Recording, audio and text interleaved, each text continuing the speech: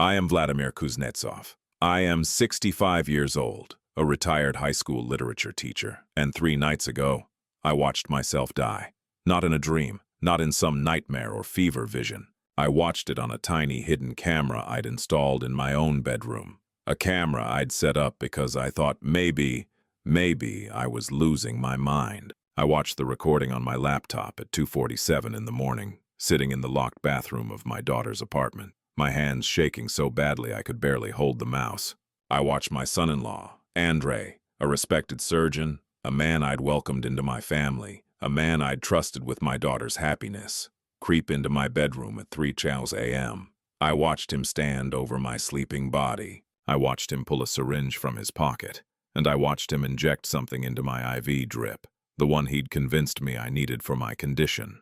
Then I watched him leave, silent, calm, like he'd just watered a plant. But that's not the worst part. The worst part came 30 seconds later. I watched my daughter, my Katya, my only child, poke her head through the door. I watched her look at my unconscious body. And I watched her nod at her husband and whisper 2 words that shattered my entire world. Is it done? Before I tell you how I survived, before I tell you how I trapped them, before I tell you about the night the police burst through that door, I need you to do something for me. I need you to tell me in the comments where you're watching this from. I need to know I'm not alone in this. Hit that like button if you've ever trusted someone completely, only to discover they were a stranger. And subscribe if you want to know how a 65-year-old retired teacher outsmarted a surgeon and his accomplice and sent them both to prison for the rest of their lives.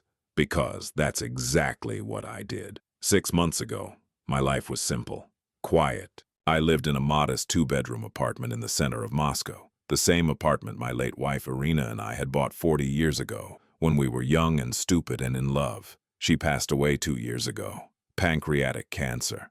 It was fast, brutal, and it hollowed me out. After she died, I rattled around that apartment like a ghost. The silence was suffocating.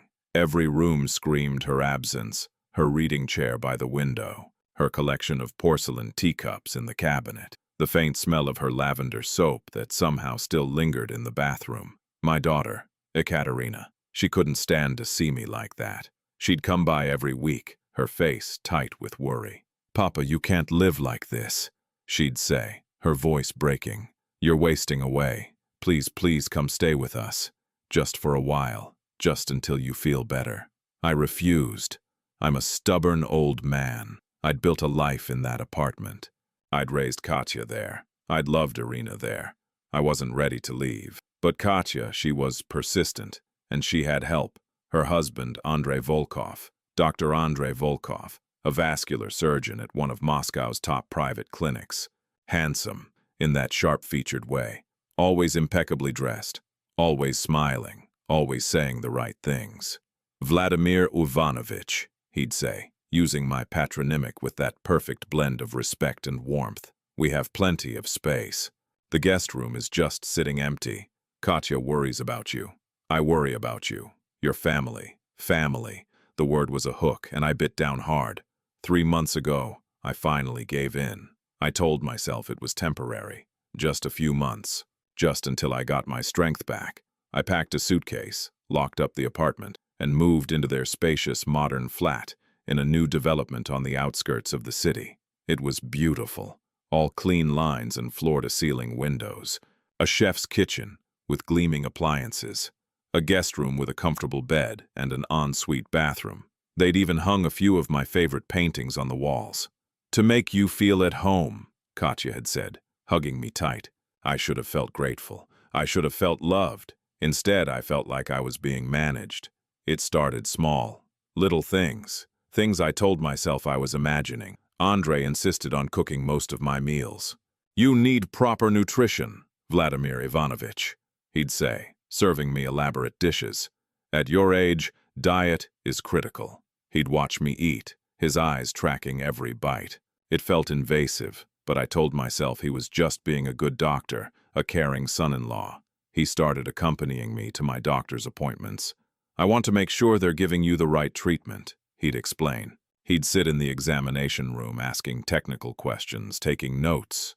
My doctor, Dr. Petrov, an old colleague, seemed uncomfortable, but Andrei was charming, deferential. "Just want to make sure my father-in-law's in good hands," he'd say with that perfect smile. Then came the pills. So many pills. Andrei would bring them to me every morning and every night lined up in a little plastic organizer. "Blood pressure," he'd say, pointing to the white one. "Cholesterol," the blue one. "Vitamins," the yellow ones. Just standard preventative care. I took them. Why wouldn't I? He was a doctor. He was family. But I started feeling worse. It was subtle at first. A persistent fatigue that no amount of sleep could cure. I'd wake up feeling like I'd been hit by a truck. My hands would shake. Not a tremor exactly. More like a vibration, deep in the bones.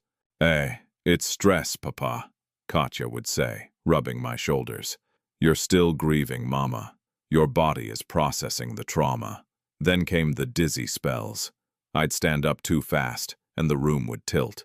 I'd have to grab onto furniture to keep from falling. Twice I collapsed. Once in the hallway, once in the kitchen. Both times, Andrei was there instantly, checking my pulse, his face a mask of professional concern. "We need to run some tests," he'd said after the second fall. The tests came back inconclusive. My blood sugar was erratic. My blood pressure was all over the place. Dr. Petrov frowned at the results. "I don't understand it, Vladimir. Your heart is strong. Your lungs are clear. But something is clearly wrong." Andrei had a solution. He always had a solution. "I think we should start you on an IV drip at night," he said, his voice calm and authoritative. "Just a simple saline solution with some vitamins and electrolytes. It'll stabilize your system. Many of my elderly patients benefit from it." I hesitated. An IV drip at home? It seemed extreme. "Papa, please," Katya pleaded. "Andrei knows what he's doing. You're getting worse. I can see it. Just try it. For me." So I agreed. What else could I do? They were trying to help. They loved me. Andrei set it up himself. A portable IV stand next to my bed. Every night before I went to sleep, he'd come in, insert the needle into my arm with practiced precision, and hang the bag. "This will help you feel better," he'd say. "Trust me." I trusted him. And that's when I started dying. The decline was rapid. Within 2 weeks of starting the IV, I could barely get out of bed. The fatigue was crushing. My mind felt foggy, like I was walking through thick mud. I'd forget things, conversations I'd just had, what day it was. I'd stare at my own reflection in the bathroom mirror and not quite recognize myself. "It's progressing faster than I thought," I heard Andrei say one night. I was half asleep, or I thought I was. His voice was coming from the hallway, just outside my door. He was talking to Katya. "How much longer?" Katya asked. Her voice was tight, anxious. "Not long. Another month, maybe 2. We just have to be patient." Patient. The word echoed in my foggy brain. Patient with what? I tried to sit up, to call out, to ask what they were talking about, but my body wouldn't respond.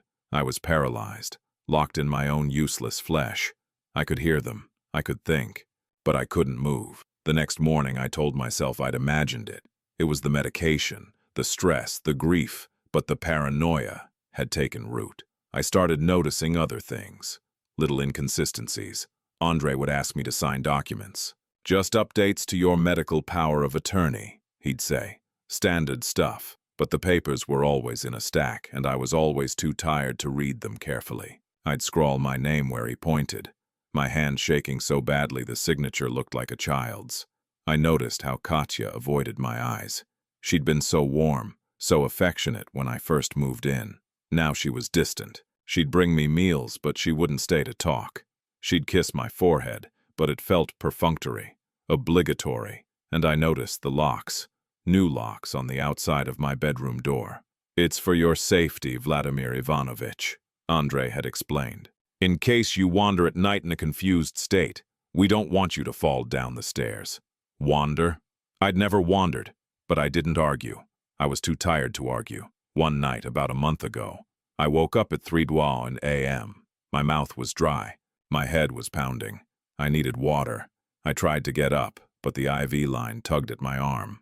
I fumbled for the call button Andrei had left on the nightstand, but my fingers were clumsy. I knocked it onto the floor. I lay there in the dark, helpless, and that's when I heard it. Footsteps. Soft, deliberate, coming down the hallway toward my room.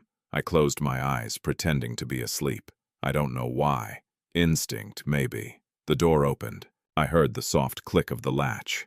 Through my barely open eyelids, I saw a shape move into the room. Tall, male, Andrei. He stood over me for a long moment.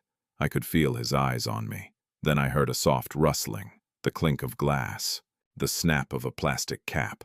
What was he doing? I wanted to open my eyes. I wanted to sit up and demand to know what was happening. But my body wouldn't obey. I was frozen.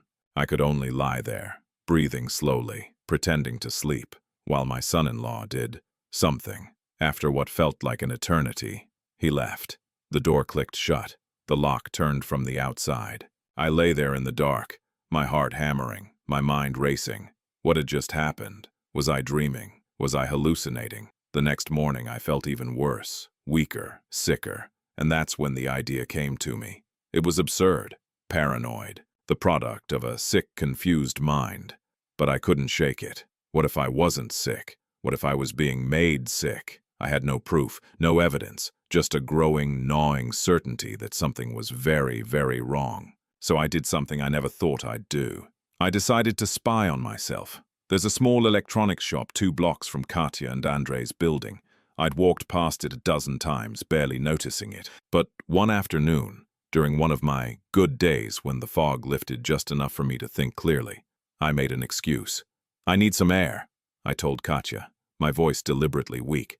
Just a short walk, I'll stay close." She hesitated. She always hesitated now. "Are you sure, Papa? You were so dizzy yesterday." "I'll be fine. Please, I'm not a prisoner." The word hung in the air between us. Prisoner. Her face twitched. Guilt, fear. I couldn't tell.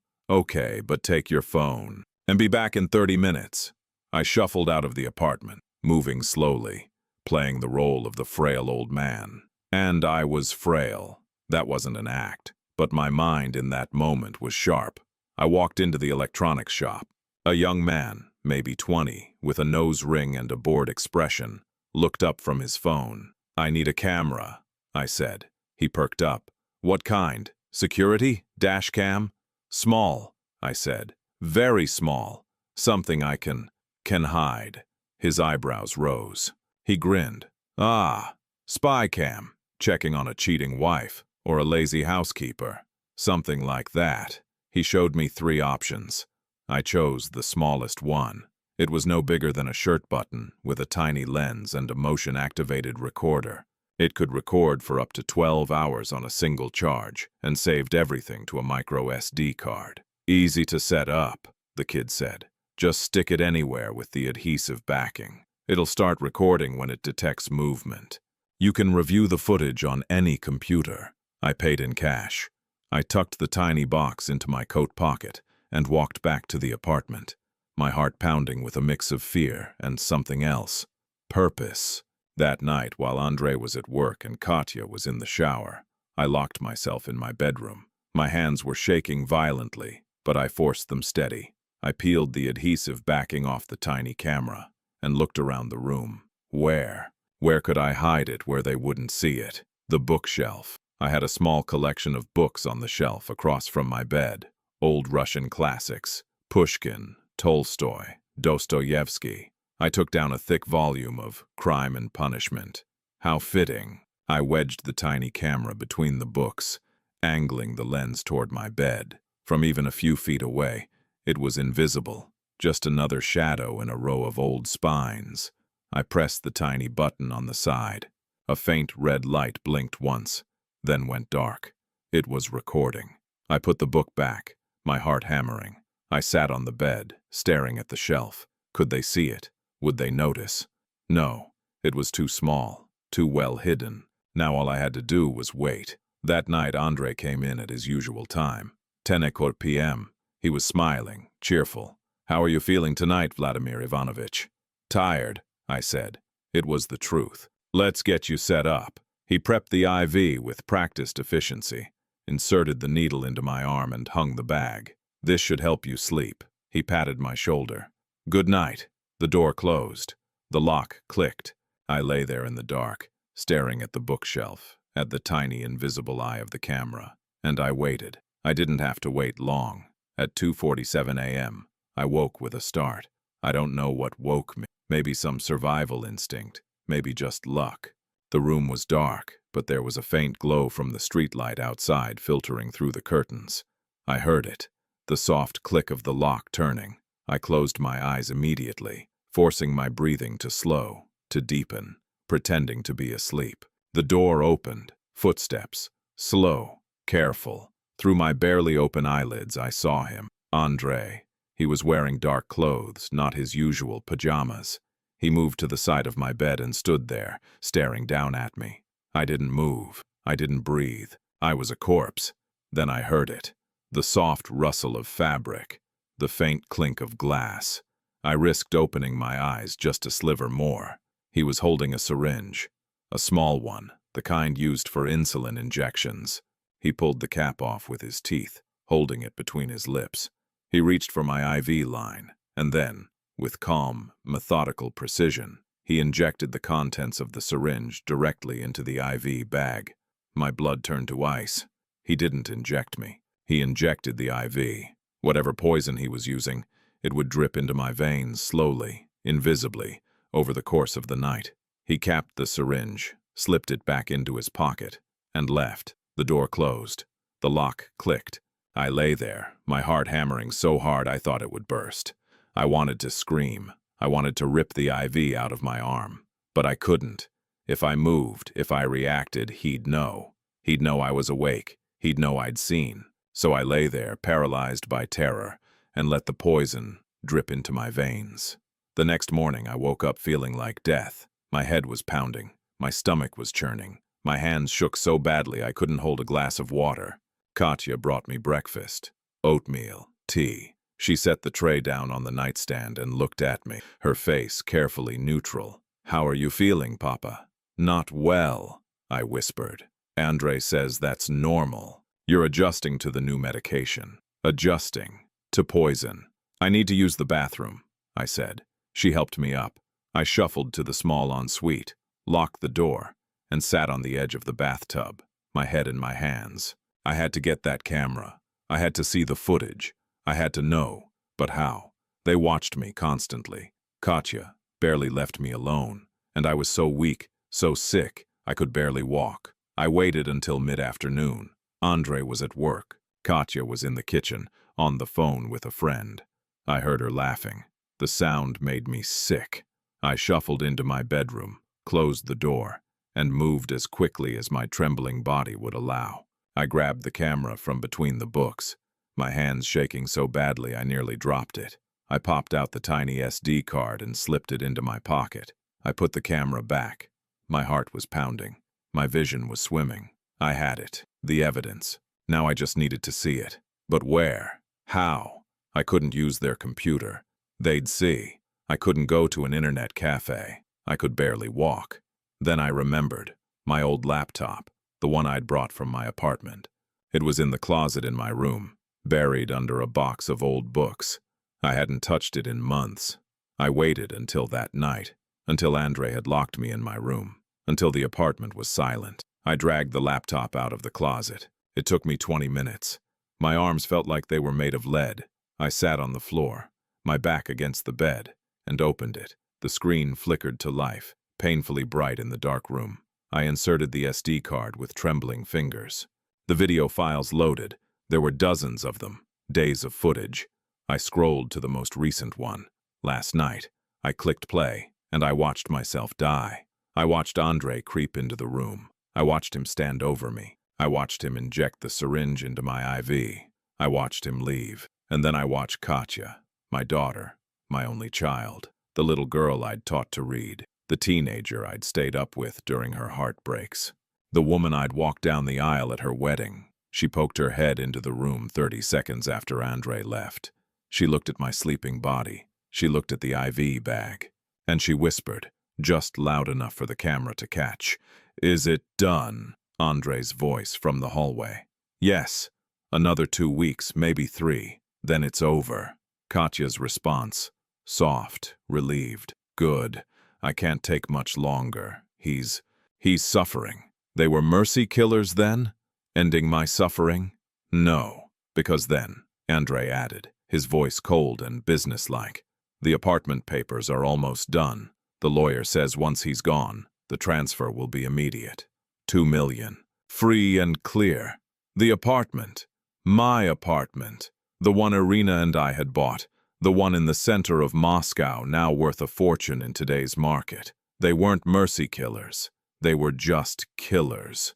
I sat there on the floor in the dark, the laptop screen glowing, the video frozen on my daughter's face, and I felt something inside me break.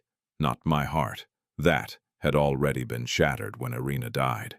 No, this was different. This was the final, irreversible fracturing of the world as I knew it. My daughter was murdering me, and I had it all on tape. I didn't move from that spot on the floor for over an hour. I just sat there, the laptop balanced on my knees, watching the video over and over again, each time hoping I'd see something different, each time seeing the same nightmare, my daughter, my Katya, whispering, "Is it done?" I tried to find innocent explanations. My mind, even in its poisoned fog, desperately searched for them. Maybe she was asking if the medication was administered. Maybe "it's over" meant my suffering would end because I'd finally get better. Maybe the apartment conversation was taken out of context. But I couldn't lie to myself, not anymore. I scrolled back through the other video files. Days and days of footage. I watched Andrei's nightly visits, always between 2 and 4 a.m. Always with the syringe, always the same careful clinical procedure.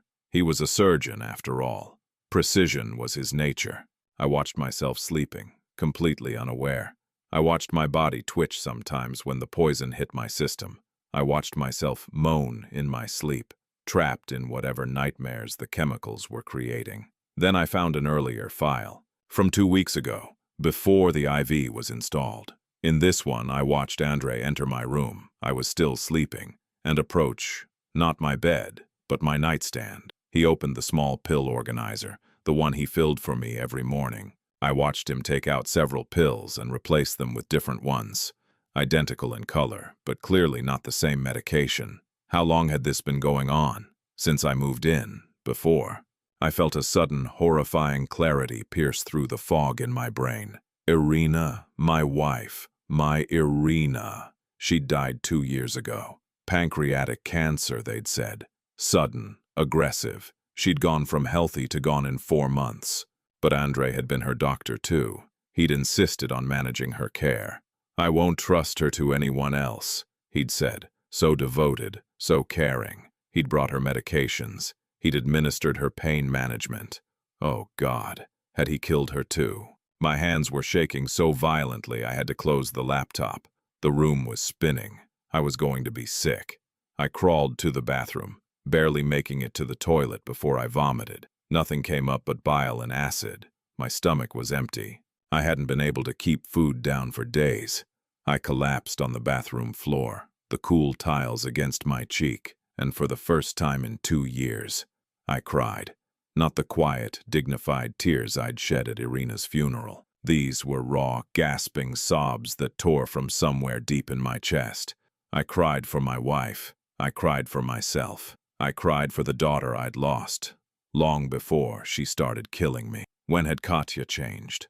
When had she become this person? I forced myself to think back, to remember. Katya had always been headstrong, even as a child. Irina used to joke that she got her stubbornness from me. She'd wanted to be a doctor like Andrei, but she'd failed the entrance exams. Twice. I remembered how devastated she'd been, how she'd locked herself in her room for days. Then she'd met Andrei at a hospital charity event. He was 10 years older, already established, already successful. He'd swept her off her feet. Within 6 months, they were married. Irina had reservations. "There's something about him," she'd whispered to me one night after dinner with them. "Something I can't put my finger on. He's too smooth, Vladimir, too perfect." But I'd dismissed her concerns. "You're just worried about Katya," I'd told her. "She's happy. That's what matters. Was she happy, or was she under his control? I remembered the wedding. Katya in her white dress, radiant. Andrei in his tailored suit, beaming. But there was one moment, one brief flash that I'd forgotten until now. During the reception, I'd gone outside for air. I'd walked around to the back of the venue and heard voices, arguing. I'd peeked around the corner and seen them. Katya and Andrei. She was crying. He had her arm gripped tight enough that I could see his knuckles were white. "You'll do exactly as I say," he'd hissed. "Do you understand me? Exactly as I say, or everything falls apart." She'd nodded, tears streaming down her face. "Yes, I'm sorry, I'm sorry." He'd released her, smoothed her hair, wiped her tears with his thumb. "Good girl. Now smile. Your father's probably looking for you." I'd stepped back into the shadows, confused, uncomfortable, but then the music had swelled and they'd called for the father-daughter dance, and I'd pushed it from my mind. Now lying on that bathroom floor, the memory hit me like a physical blow. How many times had I seen that dynamic? How many times had I watched him control her, manipulate her, and I'd explained it away? The answer was clear. Every single time. But it didn't matter. Whether Katya was a willing participant or a coerced one, the result was the same. I was dying. She was letting it happen. She was helping it happen, and I had maybe 2 weeks left. I pulled myself up using the sink. I looked at my reflection in the mirror. I barely recognized the man staring back. My face was gray, sunken. My eyes were ringed with dark circles. My cheekbones jutted out. I'd lost at least 15 kilos since moving in. I looked like a corpse already, but I wasn't dead yet. I shuffled back into the bedroom, retrieved the laptop, and sat on the bed. I had evidence. I had proof. Now I needed help. But who could I trust? Not the police. If I called them from here, Andrei would hear. He'd dispose of the evidence. He'd claim I was delusional, suffering from dementia. He was a doctor. I was a sick old man. Who would they believe? Not Dr. Petrov, my old physician. Andrei had already charmed him, already established himself as the concerned family member managing my care. I needed someone outside the circle, someone Andrei didn't know about. Then it hit me. Dmitry Sokolov, my former student. I'd taught him literature 30 years ago. He'd gone on to become a prosecutor. We'd stayed in touch loosely over the years, Christmas cards, occasional phone calls. He'd sent flowers when Irina died. But would he remember me? Would he care? I had no other choice. I opened the laptop again, my hands still trembling. I composed an email. It took me 20 minutes because I kept having to delete and retype words. My brain wasn't working properly. Finally, I had something coherent. "Dmitry, this is Vladimir Kuznetsov, your old teacher. I need your help, urgently. I am living with my daughter and her husband. I believe they are trying to kill me. I have video evidence. I am very sick. I may not have much time. Please, if you remember me at all, please help me. I cannot call. They are monitoring me. Please come to this address if you can." I included Andrei and Katya's address. "Please hurry. Your old teacher, Vladimir." I hit send before I could second-guess myself. Then I deleted the email from the sent folder, cleared the browser history, and hid the laptop back in the closet. Now I just had to wait and survive. The next morning I played my part. I was the confused, dying old man. Andrei brought me breakfast. Toast, weak tea. I forced myself to eat a few bites, though my stomach revolted. "How are you feeling today?" he asked, his voice full of false concern. "Dizzy," I said. It wasn't a lie. "That's to be expected. Your blood pressure is still unstable." He took my wrist, checking my pulse, his fingers cold against my skin. "We'll adjust your medication tonight." Adjust. Another dose of poison. I nodded weakly. "Thank you, Andrei. You're so good to me." The words tasted like ash, but I forced them out. I had to keep him unsuspecting. I had to buy time. Katya came in after he left. She sat on the edge of the bed, her hand on my shoulder. "Papa, are you comfortable? Do you need anything?"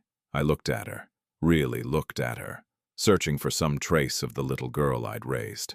The one who used to climb into my lap and ask me to read her fairy tales. The one who'd cried when she'd scraped her knee and I'd kissed it better. Was she still in there somewhere? Or had Andrei hollowed her out completely? "I'm fine, Katyusha," I whispered, using her childhood nickname. "I love you. You know that, don't you?" Her face crumpled. For just a second I saw something. Guilt, regret, but then it was gone, replaced by that same careful neutrality. "I love you too, Papa," she said. She kissed my forehead and left. I lay there, staring at the ceiling, and wondered if those would be the last words we ever spoke to each other. 2 days passed, then 3. No response from Dmitri. I checked the email obsessively during the brief moments I could get to the laptop. Nothing. Maybe he didn't remember me. Maybe he thought I was crazy. Maybe the email had gone to spam. I was running out of time. I could feel it. Each morning I woke up weaker than the day before. The room would spin when I tried to stand. My heart would race, then slow, then race again. My hands had developed a constant tremor. Andrei increased the frequency of the IV. Now it was twice a day, morning and night. "You're dehydrated," he'd explain. "This will help." I didn't resist. I couldn't. I was too weak. On the 4th night, I was lying in bed, the IV drip feeding poison into my veins, when I heard voices in the hallway again. I strained to listen. "How much longer?" "Katya." She sounded stressed, desperate. "Soon." Andrei's voice was calm, clinical. "He's deteriorating rapidly. I'd say a week, maybe less. The lawyer called. The papers are ready. Once he's gone, we can finalize everything." "Good. The sooner we sell that apartment, the sooner we can pay off." "Shh. He might hear you." A long pause. Then Andrei, quieter. He can barely stay conscious for 5 minutes. "He's not hearing anything." Footsteps, moving away. I lay there, my chest tight with rage and terror. A week. I had a week. Where was Dmitri? The next afternoon, there was a knock at the apartment door. I was in my room, but I heard it clearly. I heard Katya answer it. A man's voice. Deep, authoritative. "Good afternoon. I'm looking for Vladimir Kuznetsov. I'm an old friend." My heart leapt.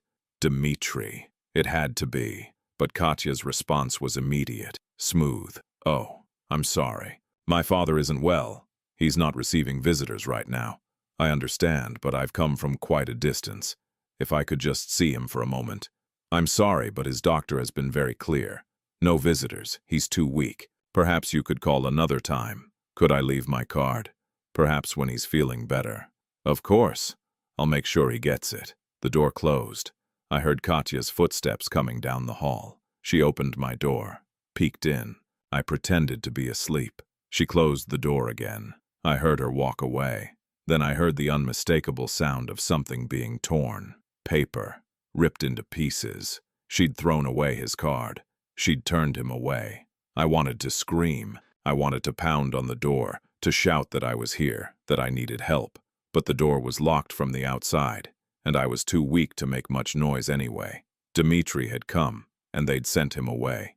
I was alone. That night, as Andrei was setting up my IV, I made a decision. A desperate, dangerous decision. I couldn't wait for rescue. Rescue wasn't coming. If I was going to survive, I had to do it myself. I waited until 2 a.m. I knew Andrei would come soon. He was nothing if not punctual. I lay in bed, the IV drip feeding into my arm, and I listened. At 2:47 a.m., I'd learned to tell time by his routine. I heard the lock turn. The door opened. Andrei crept in, his shape silhouetted against the faint hallway light. He approached the bed. He reached into his pocket. And this time, for the first time in months, I opened my eyes. I looked straight at him. He froze, the syringe in his hand. For a long, terrible moment, we stared at each other. Then I spoke. My voice was a rasp, barely audible, but the words were clear. "I know what you're doing." His face didn't change. He didn't look surprised, didn't look guilty. He just looked at me with cold, calculating eyes. "Do you?" he said finally. I nodded slowly. "I know. Everything." He tilted his head, studying me like I was a specimen. "Well, that is unfortunate." He didn't put the syringe away. He didn't run. He just stood there, calm as ever. "The problem, Vladimir Ivanovich," he said softly, is that no one will believe you. You're a sick, confused old man. You're dying. Everyone knows it. Everyone expects it. If you try to tell anyone, your doctor, the police, anyone, they'll just think it's the dementia talking. I have proof, I whispered. He smiled. It was a terrible smile. No, you don't. You have delusions. You have paranoia. Common in elderly patients with your condition. He stepped closer, holding the syringe up to the light, checking it with professional care. Here's what's going to happen, he said, his voice conversational, like he was discussing the weather. I'm going to give you this injection. You're going to go to sleep, and in a few days your heart is going to stop. Katya and I will be debilitated. We tried so hard to save you, but sometimes, despite our best efforts, people just slip away. He moved toward my IV line. The apartment will be sold. Your assets will be transferred, and Katya and I will move on with our lives. It's already done, Vladimir Ivanovich. You've already lost. He inserted the needle into the IV port, and I did the only thing I could do. I ripped the IV line out of my arm. The needle tore free, blood spurting. I actually lunged, using the last reserves of strength I didn't know I had, and I grabbed his wrist. For a 65-year-old dying man, my grip was surprisingly strong. Desperation gives you that. Katya! Andrei shouted, his composure finally cracking. Katya! The door burst open. She stood there, her face white, her eyes wide. Help me! Andrei snapped. He's confused. He's hurting himself. But I didn't let go. I locked eyes with my daughter. I know, Katya, I said, blood running down my arm onto the bedsheets. I know what you're doing, both of you. And I saw it. I saw the exact moment she realized. I knew. The silence that followed my words was absolute. It was the silence before an avalanche, before a building collapses. The silence when everyone knows the world is about to end, but no one has started screaming yet. Katya stood frozen in the doorway, her face a mask of pure terror. Not the terror of someone who'd been caught, the terror of someone who'd just realized their carefully constructed world was about to implode. Andrei's wrist was still locked in my grip. Blood from my torn IV dripped onto the white bedsheets, spreading like a red flower. My arm was on fire, but I didn't let go. I couldn't. This was my only leverage. Vladimir Ivanovich, Andrei said, his voice still eerily calm. You're confused. You're having an episode. Let me help you. He tried to pull his wrist free. I tightened my grip. My fingers were like steel cables. Decades of gripping hammers and screwdrivers and holding chalk at blackboards had given me strong hands. Even poisoned, even dying, I had that. I'm not confused, I said, my voice stronger now, fueled by adrenaline. I have cameras. I have video. I've seen everything. Katya made a small, strangled sound.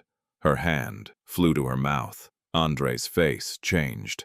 The mask of professional concern cracked, revealing something cold and reptilian underneath. His eyes narrowed. Where? Safe, I lied. The laptop was still in my closet. The SD card was in my pocket. But he didn't know that. People know. I sent it to people. If anything happens to me, you're lying, Andrei said. But there was uncertainty now, a hairline fracture in his confidence. You've been too weak to test me, I said. I pulled him closer, my face inches from his. Go ahead. Give me that injection. See what happens when I don't wake up. See who comes knocking. For the first time, I saw something I'd never seen in Andrei's face before. Doubt. He looked at Katya. She was shaking, her arms wrapped around herself. Andrei, she whispered. Andrei, what are we? Shut up, he snapped. The words were like a slap. She flinched. He turned back to me, his jaw tight. You have nothing. If you had sent anything to anyone, the police would already be here. He was right, and he knew he was right. I emailed it, I said, improvising desperately, to my old student, Dmitry Sokolov, the prosecutor. He came here yesterday. You turned him away, but he'll come back. And when he does, he won't find anything, Andrei interrupted. His voice was ice. Because even if you have video, which I doubt, it's inadmissible. You're a sick, confused old man with a grudge against his caretakers. Any lawyer would tear it apart in minutes. He yanked his wrist free with sudden violence. I didn't have the strength to hold him. He stood over me, rubbing his wrist, his face twisted with cold fury. "You should have just died quietly, Vladimir Ivanovich," he said. "You should have slipped away in your sleep, like we planned. But now you've complicated things." He looked at Katya. "Get the sedatives, the strong ones, from my medical bag." "Andrei," she started. "Now!" She ran. I heard her footsteps pounding down the hallway. Andrei looked down at me. Here's what's going to happen. We're going to sedate you, heavily. You're going to sleep for a very long time. And while you sleep, we're going to search this room. We're going to find whatever you think you have. And we're going to destroy it." "People know," I repeated. But my voice was weaker now. The adrenaline was fading. The room was starting to tilt. "No one knows," Andrei said. "No one cares. You're a dying old man. Even if someone did come asking questions, we have an entire medical history documenting your decline, your paranoia, your confusion. You've been signing papers for weeks, Vladimir Ivanovich. Papers that make me your medical proxy. Papers that give me the authority to make all your healthcare decisions." The papers. The ones I'd signed without reading. Oh God. Katya returned, breathless, holding a small black bag. Andrei pulled out a vial and a clean syringe. He filled it with practiced efficiency. "This is a heavy sedative," he said, holding it up to the light. "You'll sleep for at least 12 hours. Maybe more, given your weakened state. And when you wake up, if you wake up, you won't remember any of this. Just another confused episode." He grabbed my arm. I tried to pull away, but I had nothing left. My body was done. I'd used everything I had just grabbing his wrist. "Andrei, wait," Katya said suddenly. Her voice was small, childlike. "Wait. Maybe we should..." "Should what?" He rounded on her, the syringe still in his hand. "Let him destroy us. Let him send us to prison. Is that what you want?" "No, but..."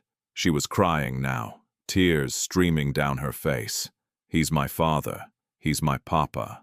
Maybe we could just leave. We could go somewhere and he could what? Live." Andrei laughed, bitter and cruel. "He's already dying, Katya. We've made sure of that. His organs are failing. His blood is poisoned. Even if we stopped now, even if we ran away, he'd be dead in a week, 2 at most." He stepped toward her, and she shrank back. "But if he talks before he dies, if he shows that video to anyone, we're finished. Everything we've worked for, everything we've sacrificed, gone." "Sacrificed?" I rasped from the bed. "You've sacrificed nothing. You've just taken. You took my wife. You're taking me. You're taking my daughter." Andrei ignored me. He was focused on Katya now, his voice dropping to that soft, manipulative tone I'd heard him use so many times before. "Baby, listen to me. We're so close. 1 more week. Just 1 more week. And we're free. We can sell the apartment, pay off the debts, start fresh. Isn't that what we talked about? Isn't that the plan?" "I know, but..." She was sobbing now, her whole body shaking. "No buts," he said firmly. He cupped her face in his hands, forcing her to look at him. "You're with me, aren't you? You're on my side." A long, terrible pause. Then she nodded. Barely, but she nodded. "Good girl," he whispered. He kissed her forehead. Then he turned back to me. "Hold his arm," he commanded. And she did. My own daughter came to the bed, her face wet with tears, and she held my arm steady while her husband injected me with sedatives. "I'm sorry, Papa," she whispered. "I'm so sorry." Those were the last words I heard before the world went black. I woke up to pain, sharp, throbbing pain in my right arm where the IV had been torn out. My mouth was desert dry. My head felt like it had been stuffed with cotton. I tried to move, but my body wouldn't respond properly. Everything was heavy, sluggish, like I was underwater. I forced my eyes open. The room was dim. How long had I been unconscious? Hours, days. I turned my head. Even that small movement took enormous effort, and saw the clock on the nightstand. 3:47 p.m. If I'd been sedated at around 3:00 a.m., that meant I'd been out for almost 13 hours. I tried to sit up. I couldn't. My wrists were restrained. Not with handcuffs or rope. Something softer. Medical restraints. The kind they use in hospitals for patients who might hurt themselves. I was tied to my own bed. Panic flooded through me, burning away some of the fog. I pulled against the restraints. They were snug, professional. Andrei's work. "Help!" I tried to shout, but my voice came out as a croak. My throat was raw. "Help me!" The door opened. Not Andrei. Not Katya. A woman I'd never seen before. She was middle-aged, heavy-set, wearing blue scrubs. A nurse. "Mr. Kuznetsov," she said, her voice professionally gentle. "You're awake. How are you feeling?" "Who are you?" I rasped. "Why am I—" I pulled against the restraints. "I'm Nurse Olga," she said, coming closer. "Your son-in-law hired me to help care for you. You had a very bad episode last night.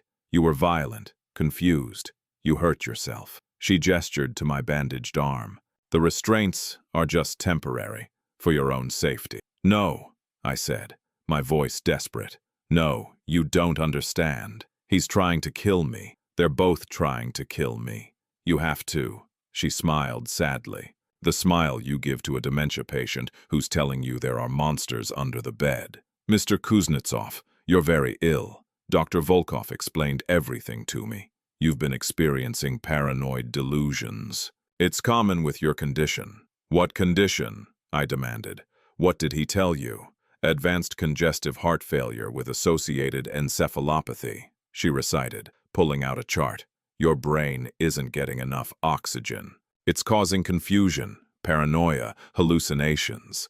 Dr. Volkov has been managing your care at home because you didn't want to go to a hospital. It was perfect. A complete, airtight medical narrative. I was the crazy dying old man. Andrei was the devoted doctor, trying to care for me at home." "I'm not crazy," I said, but even as I said it, I could hear how it sounded. How desperate, how paranoid. "Of course not," Nurse Olga said soothingly. She adjusted my pillows. "You're just sick, but we're taking good care of you. Dr. Volkov is an excellent physician. Please," I begged. "Please just look in my closet. There's a laptop. There's video. Please just look. I'll let Dr. Volkov know you're awake," she said, already moving toward the door. "He'll want to check on you." "No, don't tell him, please." But she was gone. I pulled against the restraints until my wrists were raw. It was useless. I was trapped. Minutes later, Andrei came in. He was wearing his white doctor's coat now, stethoscope around his neck. Every inch, the concerned physician. "Vladimir Ivanovich," he said, shaking his head sadly. "You gave us quite a scare last night." "Where's my laptop?" I said, my voice flat. He pulled up a chair, sat down next to the bed. "We had to secure your personal items for your own safety. You were trying to use electronics in your confused state. We found you trying to send incoherent emails to people. It's part of the paranoia, I'm afraid." He'd found it. He'd found everything. "The video," I started. "There is no video, Vladimir Ivanovich," he said gently. "There's no camera. There's no conspiracy. There's just a very sick man who needs care." "You're lying," I whispered. "Am I?" He leaned closer. "Tell me, where is this supposed camera? Describe it to me." "In the bookshelf. In the Dostoevsky." He stood up, walked to the bookshelf. He pulled out the volume of Crime and Punishment. He fanned through the pages. Nothing fell out. He showed me the empty space between the books. "There's nothing here," he said. "Because you took it," I shouted, my voice breaking. "You found it, and you took it. Or," he said calmly, "it was never there, just like the emails you think you sent, just like the prosecutor you think visited. All delusions, Vladimir Ivanovich. All in your sick, dying mind." He came back to the bed, pulled out a penlight, and shone it in my eyes. I turned my head away. "Your pupils are reactive," he noted clinically. but your cognitive function is deteriorating rapidly. I think it's time we discussed end-of-life care. End-of-life care, the final step. You're going to kill me, I said. I'm going to make you comfortable, he corrected. There's a difference. You're dying, Vladimir Ivanovich. That's not my doing. That's just biology. What I can control is whether you die in pain and fear or peacefully with dignity. He pulled out a folder. I've prepared a DNR order. Do not resuscitate. It's standard for patients in your condition. If your heart stops, we won't take extraordinary measures to revive you. We'll just let you go peacefully. I won't sign it. You already did, he said pleasantly. He opened the folder, showing me a document with my signature at the bottom. My shaky, uncertain signature. 2 weeks ago. Don't you remember? I didn't remember, but I'd signed so many things. So many papers he'd put in front of me when I was too tired, too foggy to read them carefully. You've thought of everything, I said bitterly. I'm thorough, he agreed. It's what makes me a good doctor. He stood up, smoothing his coat. Nurse Olga will be checking on you every few hours. She'll manage your medications, keep you comfortable. Katya and I will be here, of course, but I think it's best if we limit your stimulation. No visitors, no phone calls, just rest. You mean, no witnesses, I said. He smiled. Rest well, Vladimir Ivanovich. He left. The lock clicked behind him. I was alone, tied to a bed, in a locked room, with a hired nurse who thought I was insane and a signed DNR order that gave them permission to let me die.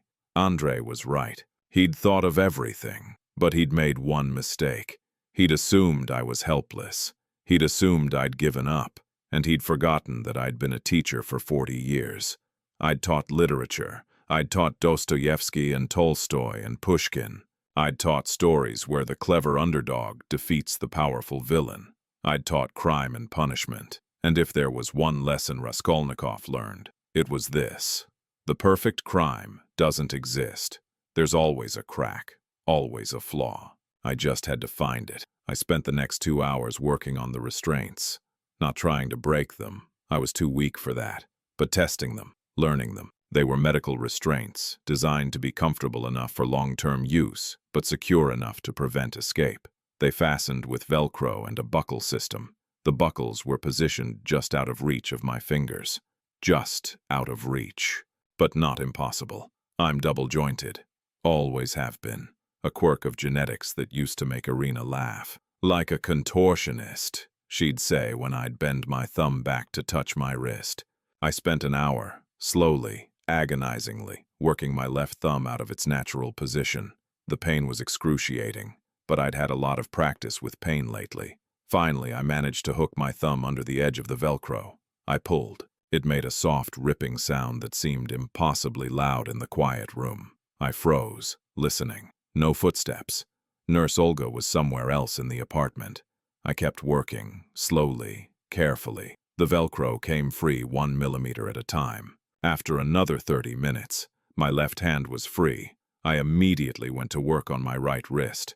This one was easier. Within 5 minutes, both hands were free. I sat up slowly, fighting the wave of dizziness that washed over me. My legs. I still had the ankle restraints. I freed them quickly. Then I sat on the edge of the bed, my head in my hands, waiting for the room to stop spinning. I was free of the bed, but I was still locked in the room, still weak, still being watched by a nurse who thought I was insane. I looked around the room with new eyes. What did I have? What could I use? The closet, the bathroom, the window. I shuffled over to it, my legs shaky. It was a standard, double-hung window, overlooking the street, 4 stories below. Too high to jump, but maybe I could signal someone. I tried to open it. Locked, not with a standard lock, with a key lock, the kind you'd use to child-proof a window. Of course, Andrei had thought of everything. I went to the closet. My clothes were there, my shoes, but the laptop was gone. All my personal items, my phone, my wallet, were gone too. I checked the pockets of my coat. Empty. Even the SD card I'd kept there was missing. He'd searched everything while I was unconscious. The bathroom. I went in, closed the door. There was a small window here too, frosted glass. I tried it. also locked. I looked at myself in the mirror. A dying man stared back, but there was something different now. A hardness in my eyes that hadn't been there before. I wasn't dead yet. I opened the medicine cabinet. It was mostly empty. They'd cleared out anything useful. But there was one thing, a disposable razor.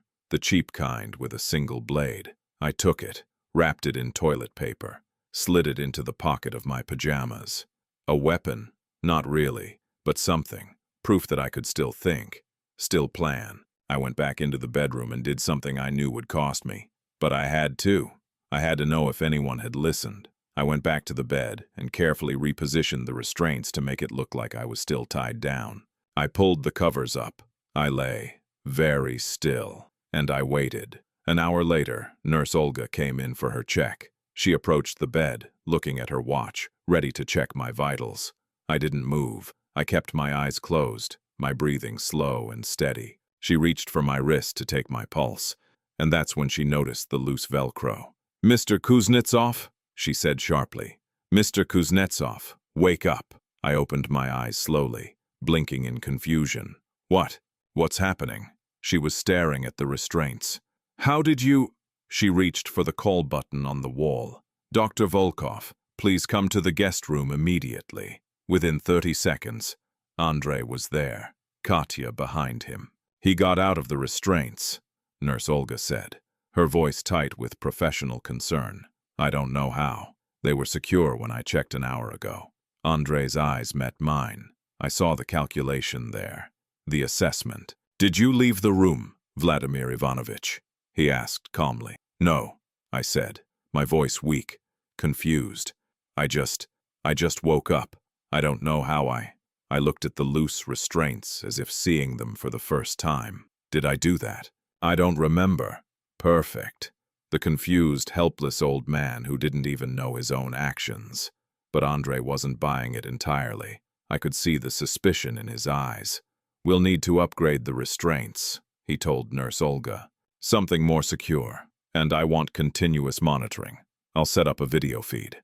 Video. Of course. He'd monitor me with the same technology I'd tried to use against him.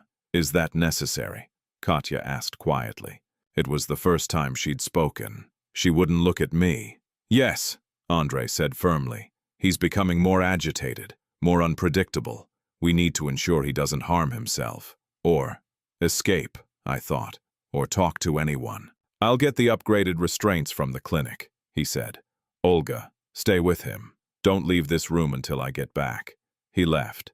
Katya lingered for a moment, still not looking at me. Then she followed him out. Nurse Olga pulled up a chair, positioning herself between me and the door. "I'm sorry, Mr. Kuznetsov," she said. "This is for your own good." I just nodded, weakly, closed my eyes. But inside, my mind was racing. I'd confirmed something important. I could get out of the restraints if I needed to.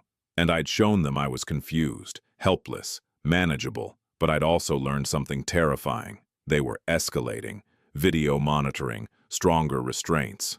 Andrei was preparing for the endgame. I didn't have a week anymore. I had days, maybe hours. And Dmitry Sokolov, my only hope, had been turned away at the door. He thought I was just too sick for visitors. He had no idea I was a prisoner, in my own daughter's home. I lay there in that bed, Nurse Olga, watching me like a hawk. And I realized something. If I was going to survive this, if I was going to get justice for Irina and for myself, I couldn't wait for rescue. I had to rescue myself. Andrei returned 2 hours later with a black duffel bag. I watched from the bed as he unpacked it with the methodical precision of a surgeon preparing for an operation. Leather restraints, medical grade, the kind used in psychiatric facilities for violent patients. "These are much more secure," he explained to Nurse Olga, though his eyes were on me. "He won't be able to work his way out of these." He was right. Within 10 minutes, I was strapped down more thoroughly than before. My wrists were in padded leather cuffs, buckled and locked with small keys. My ankles the same. A strap across my chest kept me flat on my back. I couldn't move more than a few centimeters in any direction. "Comfortable?" Andrei asked, that false concern back in his voice. I didn't answer. What was the point? He set up a small camera on top of the bookshelf, angling it to capture the entire bed. "This feeds directly to my phone," he said. "I can monitor you from anywhere. If you need something, just call out. The camera has audio. A prison's. What was the point? He set up a small camera on top of the bookshelf, angling it to capture the entire bed. "This feeds directly to my phone," he said. "I can monitor you from anywhere. If you need something, just call out. The camera has audio. A prison cell. He'd turned my room into a prison cell. "The medications will help you rest," he continued, preparing a syringe. "You need to conserve your strength. More poison. More chemicals to keep me weak, compliant, dying." He injected it into a new IV line he'd inserted in my left arm. I felt the cold rush of the drug entering my bloodstream. Within seconds, my eyelids grew heavy. "Sleep well, Vladimir Ivanovich," Andrei said. The world went gray, then black. I woke up in darkness. The room was pitch black except for the tiny red light of the camera, a malevolent eye watching me from the shadows. My mouth tasted like copper and chemicals. My body felt like it was made of lead. How long had I been asleep? Hours, days. I tried to move. The leather restraints held firm. I was completely immobilized. I heard voices, distant, coming from somewhere in the apartment. I strained to listen.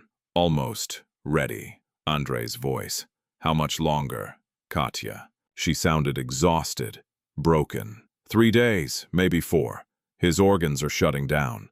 The kidney failure is accelerating. When it happens, it'll look completely natural. And the video? What if he really did send it somewhere? I've checked everything.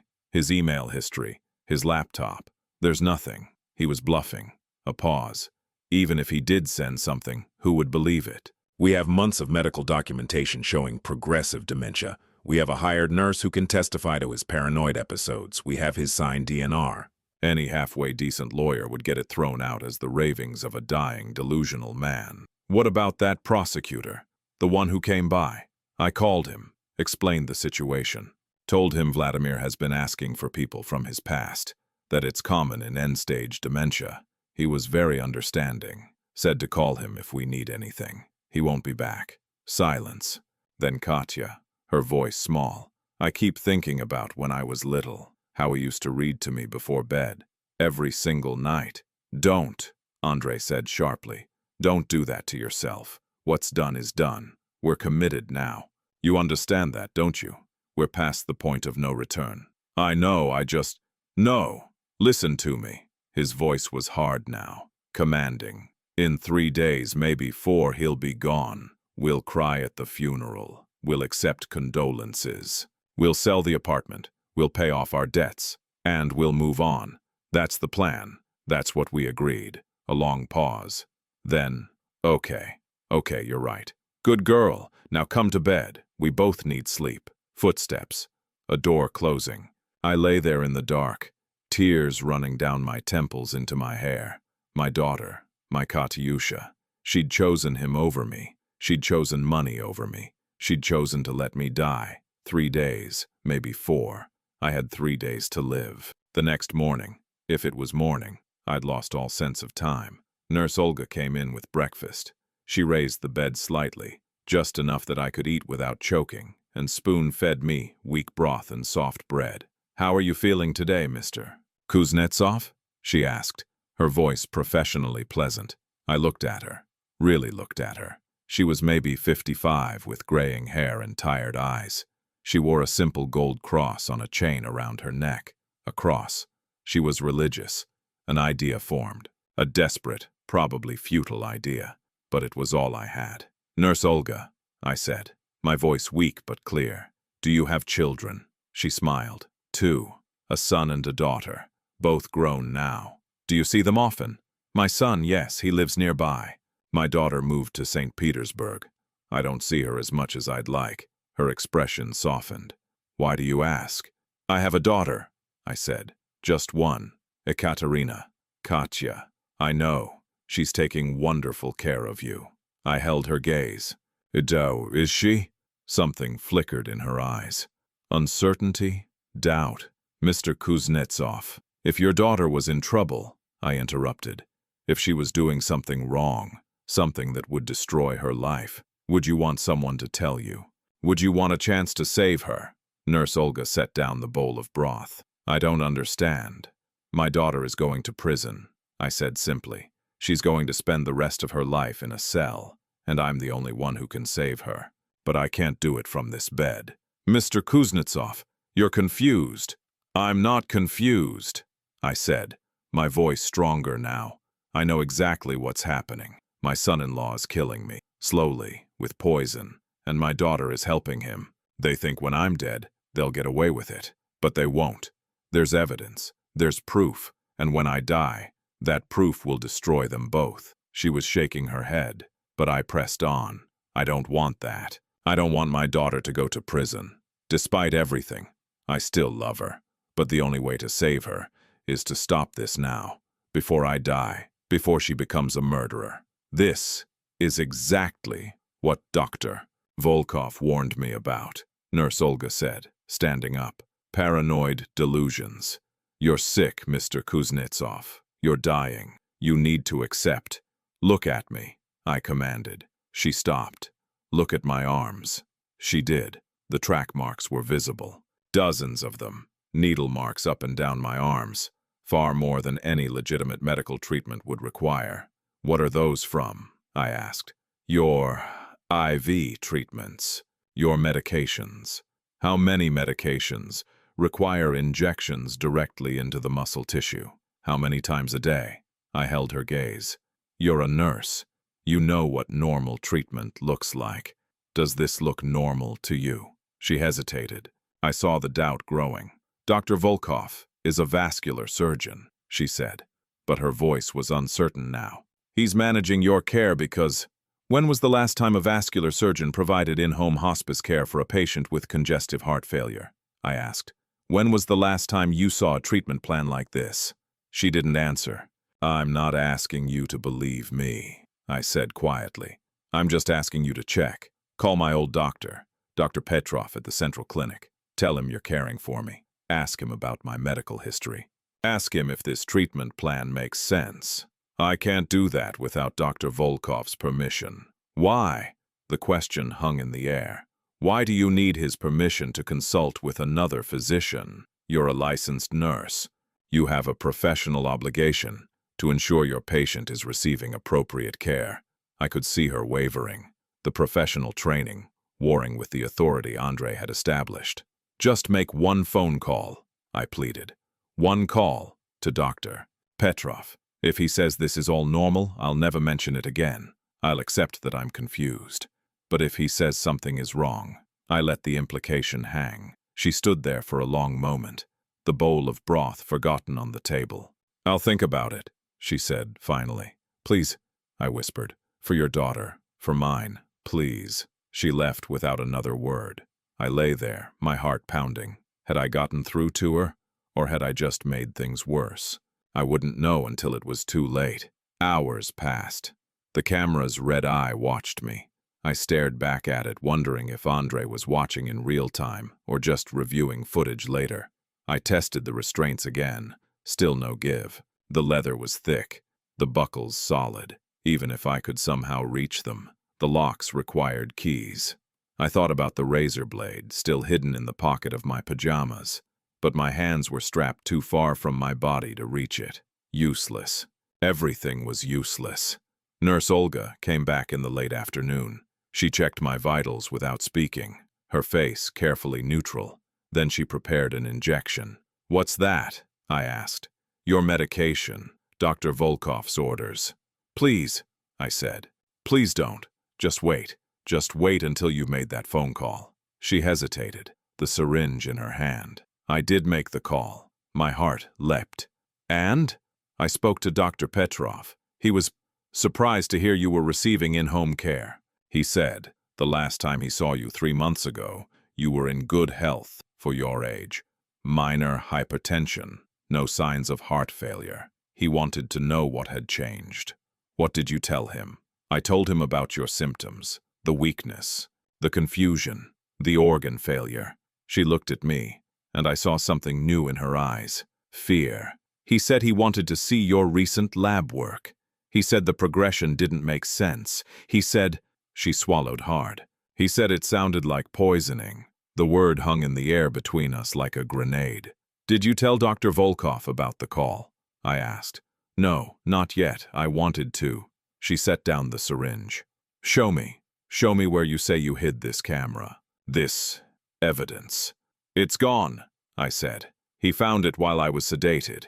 He took everything. The laptop, the SD card, everything. So there's no proof. Not here, but I sent an email to Dmitry Sokolov, the prosecutor. He came here, but they turned him away. If you could just get a message to him." The door opened. Andrei stood there, his face dark. "Nurse Olga," he said, his voice dangerously soft. "A word."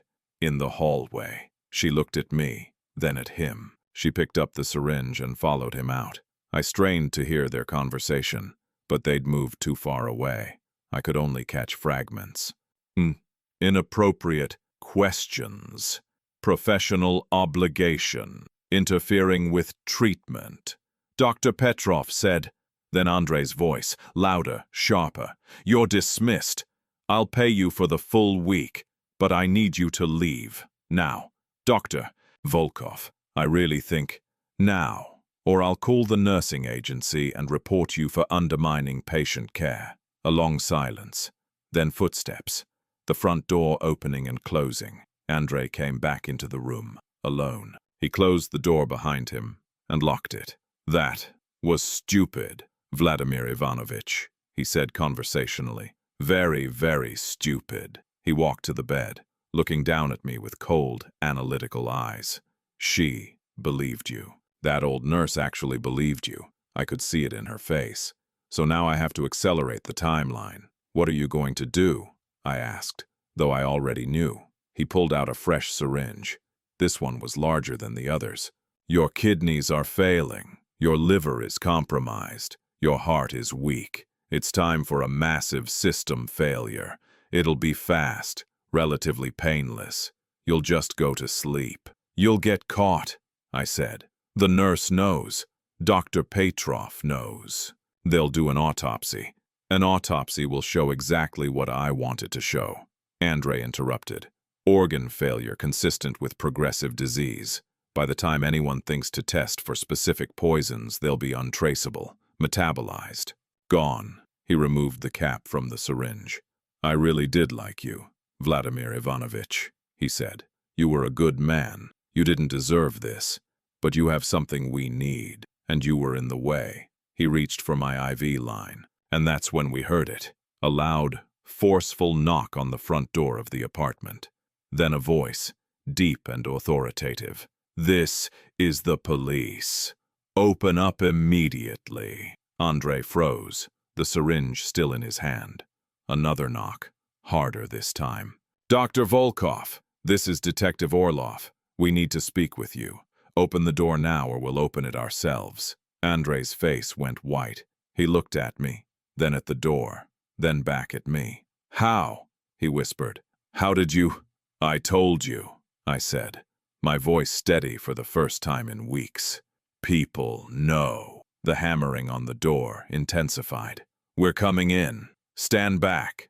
Andrei made a decision. He lunged toward me with the syringe, his face twisted with desperation and rage. But he'd made one critical mistake. He'd forgotten about the camera. The camera he'd set up to monitor me. The camera that had been recording everything, including this conversation, including him standing over my bed with a lethal injection, admitting to murder. The door to my room exploded inward. 2 uniformed officers burst through, weapons drawn. "Drop it! Drop the syringe! Hands where I can see them!" Andrei stood there, frozen, the syringe still in his hand, trapped between me and the police. Nurse Olga appeared behind the officers, her face pale but determined. "That's him," she said, her voice shaking. "That's Dr. Volkov. He was about to inject something into the patient." A tall man in a dark coat pushed past the officers. He was in his 50s with sharp eyes and gray hair. He looked at me, and recognition flashed across his face. "Mr. Kuznetsov?" he said. Dmitri, I whispered. My old student. He'd come back. I'm sorry it took so long, he said. He turned to the officers. Arrest him. Murder and attempted murder. I'm his doctor, Andrei protested, but his voice was weak, defeated. You were just caught on your own security camera, Dmitri interrupted. He held up a phone. On the screen was a paused video feed. My room, my bed. Andrei standing over me with the syringe. The feed is set to upload to cloud storage, Dmitri explained. Your own surveillance system. When Nurse Olga called me from her car after you dismissed her, I was able to access it remotely. We've been watching for the last 10 minutes. We heard everything! Andrei's face crumpled. The mask finally fell away completely, revealing nothing but empty terror underneath. Down on the ground! Now! The officers moved in, forcing Andrei to his knees, wresting the syringe from his hand. Where is Ekaterina Volkova? Dmitri asked. Andrei didn't answer. He was staring at the floor, his body shaking. They found Katya in the bedroom. She didn't resist. She didn't scream. She just stood there, silent tears running down her face, as they put the handcuffs on her. As they led her past my room, she finally looked at me. Our eyes met. Papa, she whispered. I'm sorry. I'm so sorry. I wanted to say something. I wanted to tell her I still loved her. I wanted to tell her she could have stopped this at any time. I wanted to scream at her, to rage at her betrayal. But I said nothing. I just watched as they took her away. The EMTs came. They carefully removed the restraints. They checked my vitals, started a clean IV with actual saline, loaded me onto a stretcher. Mr. Kuznetsov, we're taking you to Central Hospital, one of them said. You're going to be okay. We're going to take care of you. As they wheeled me out of that room, out of that apartment, I saw Dmitri standing in the hallway, phone to his ear, coordinating with his team. He noticed me and walked over, placing a hand on my shoulder. Your email, he said quietly. I thought it was spam at first. Then I came by and they turned me away. But something felt wrong when that nurse called me today, said she'd spoken to Dr. Petrov that she thought you were being poisoned. He shook his head. I got a warrant, got into the security feed. We saw everything. Thank you, I whispered. My voice was barely audible. Thank you for believing me. Thank you for surviving long enough to be believed, he replied. You're a tough old man, Mr. Kuznetsov. Just like when you gave me an F on that Tolstoy essay. Despite everything, I almost smiled. You deserved that F. I know, he said, but I learned from it. You taught me to pay attention to details, to question everything. Looks like you haven't forgotten those lessons either. The EMTs wheeled me toward the elevator. I took one last look at the apartment, at the place that had almost been my tomb. And then the doors closed, and I was free. The hospital room was bright, too bright. After weeks in that dim bedroom, the fluorescent lights felt like interrogation lamps. But they were also beautiful, because they meant I was alive. I spent the first 3 days in intensive care. The doctors ran every test imaginable: blood work, urine samples, organ function panels, brain scans, a full toxicology screening that required 17 vials of blood. Dr. Petrov visited me on the second day. He stood at the foot of my bed, holding my chart, his face ashen. Vladimir, he said quietly, I'm so sorry. I should have seen it. I should have known. You couldn't have known, I said. My voice was still weak, but getting stronger. He was careful. He manipulated everything. The toxicology results came back. He flipped through the pages. Arsenic, warfarin, digoxin, insulin. Vladimir, you have 4 different poisons in your system, all administered in chronic doses over months. He looked up at me, his eyes wet. How are you even alive? Stubbornness, I said. And spite. He almost smiled. The levels they're extraordinary. Your liver is severely damaged. Your kidneys are operating at maybe 30%. Your heart, he shook his head. You should be dead. By all medical logic, you should have died weeks ago. How long until I recover? I asked. The pause told me everything I needed to know. Vladimir, you're not going to fully recover. The damage it's extensive, permanent. With treatment, with dialysis, with careful management, you might have a few years, maybe 5 if we're lucky. But your organs have been poisoned for too long. The scarring is irreversible. A few years. After everything, after surviving, I still only had a few years. But that was more than Andrei had planned to give me. And it was enough. Will I be strong enough to testify? I asked. Dr. Petrov looked at me for a long moment. Yes, he said finally. Yes, you'll be strong enough for that. Dmitry Sokolov came to see me every day, sometimes twice a day. He'd pull up a chair beside my bed and we'd talk. Not about the case at first. Just talk. About his life, his career, his family. I have a daughter, he told me on the 3rd day. She's 15, wants to be a writer. I keep thinking about your emails, about what you wrote. My daughter is helping to kill me. I can't imagine it. I can't imagine my Anna ever. You raised her well, I said. That's the difference. On the 4th day, he brought his briefcase. We need to talk about the case, he said. Are you up for it? I nodded. He pulled out a thick folder. We've arrested both Andrei and Ekaterina. They're being held without bail. Murder conspiracy, attempted murder, fraud, forgery. The charges are extensive. Fraud? I asked. Your apartment. They'd already forged documents transferring ownership to Ekaterina, backdated to before you died. They were going to sell it immediately after your death. We also found evidence of embezzlement from Andrei's clinic. He's been stealing from patients and insurance companies for years. He has gambling debts of over 3 million rubles. 3 million. So that was the price of my life, of Irina's life. What about Irina? I asked. The question I'd been dreading.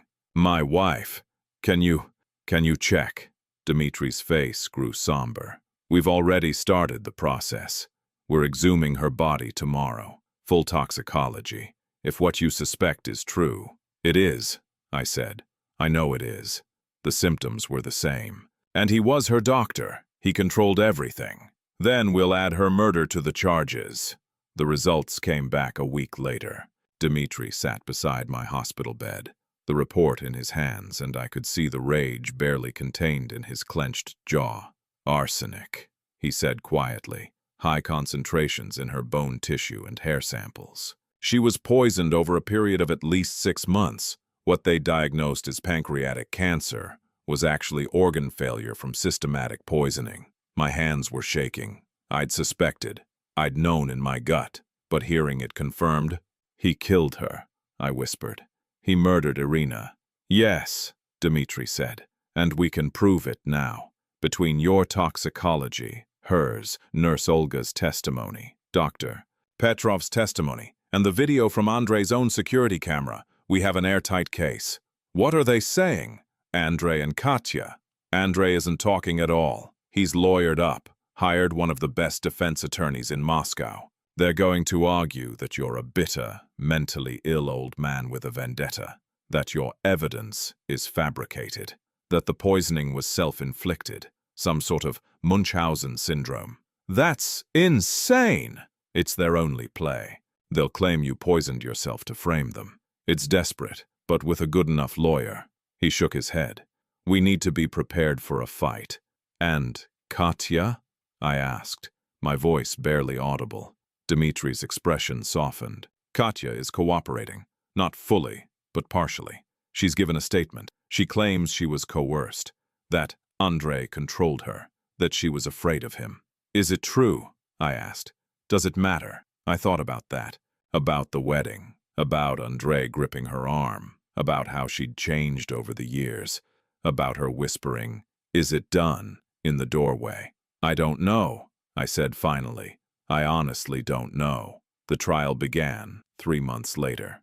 I was out of the hospital by then, living in a medical recovery facility. I was on permanent dialysis. I used a walker. I'd lost over 20 kilos.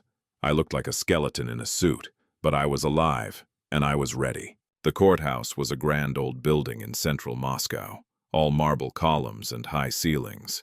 The courtroom itself was packed. Media, spectators. The case had become national news. The poisoning doctor, they called Andrei in the headlines. I sat in the front row behind the prosecution table. Dmitri was the lead prosecutor. He'd pulled strings to get assigned to the case personally. When they brought Andrei in, I barely recognized him. 3 months in detention had stripped away all his polish. His hair was greasy and unkempt. His face was gray. He looked like what he was, a trapped animal. Katya came in separately. She looked small, fragile. She wore a simple gray dress. No makeup. Her hair pulled back. She wouldn't look at me. She wouldn't look at anyone. The judge was a severe woman in her 60s named Judge Volkova. No relation, thankfully. She surveyed the courtroom with sharp, intelligent eyes. "This is a murder trial," she announced. "The defendants, Andrei Volkov and Ekaterina Volkova, are charged with the murder of Irina Kuznetsova and the attempted murder of Vladimir Kuznetsov. This court will proceed with dignity and order. Any disruptions will result in removal." The trial lasted 2 weeks.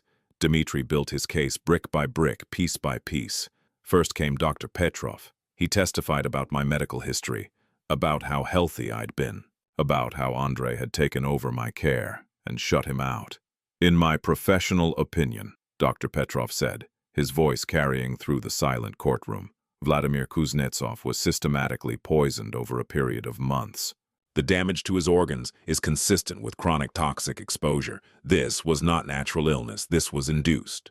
Then came the forensic toxicologist, a severe woman with steel gray hair who spoke in precise clinical terms. "The substances found in Mr. Kuznetsov's system, arsenic, warfarin, digoxin, and insulin, are all easily accessible to someone with medical training. When combined and administered in specific doses over time, they create symptoms that mimic natural disease. Heart problems, kidney failure, confusion, weakness. It's actually quite elegant from a pharmacological standpoint." "Elegant?" Dmitri asked sharply. "I mean, sophisticated," she corrected. "Whoever did this knew exactly what they were doing. They weren't trying to kill quickly. They were trying to kill slowly while making it look natural." She showed charts, graphs, timelines of my decline matched against the probable administration of poisons. "And Mrs. Kuznetsova?" Dmitri asked. "Irina Kuznetsova." The toxicologist's expression hardened. The exhumation revealed arsenic levels in her bone tissue that were lethal. She died of arsenic poisoning that was misdiagnosed as cancer. The pattern is identical to her husband's poisoning. Same substance, same method, same killer. A murmur went through the courtroom. Judge Volkova banged her gavel. Next came Nurse Olga. She was nervous, her hands shaking as she took the stand. But her testimony was devastating.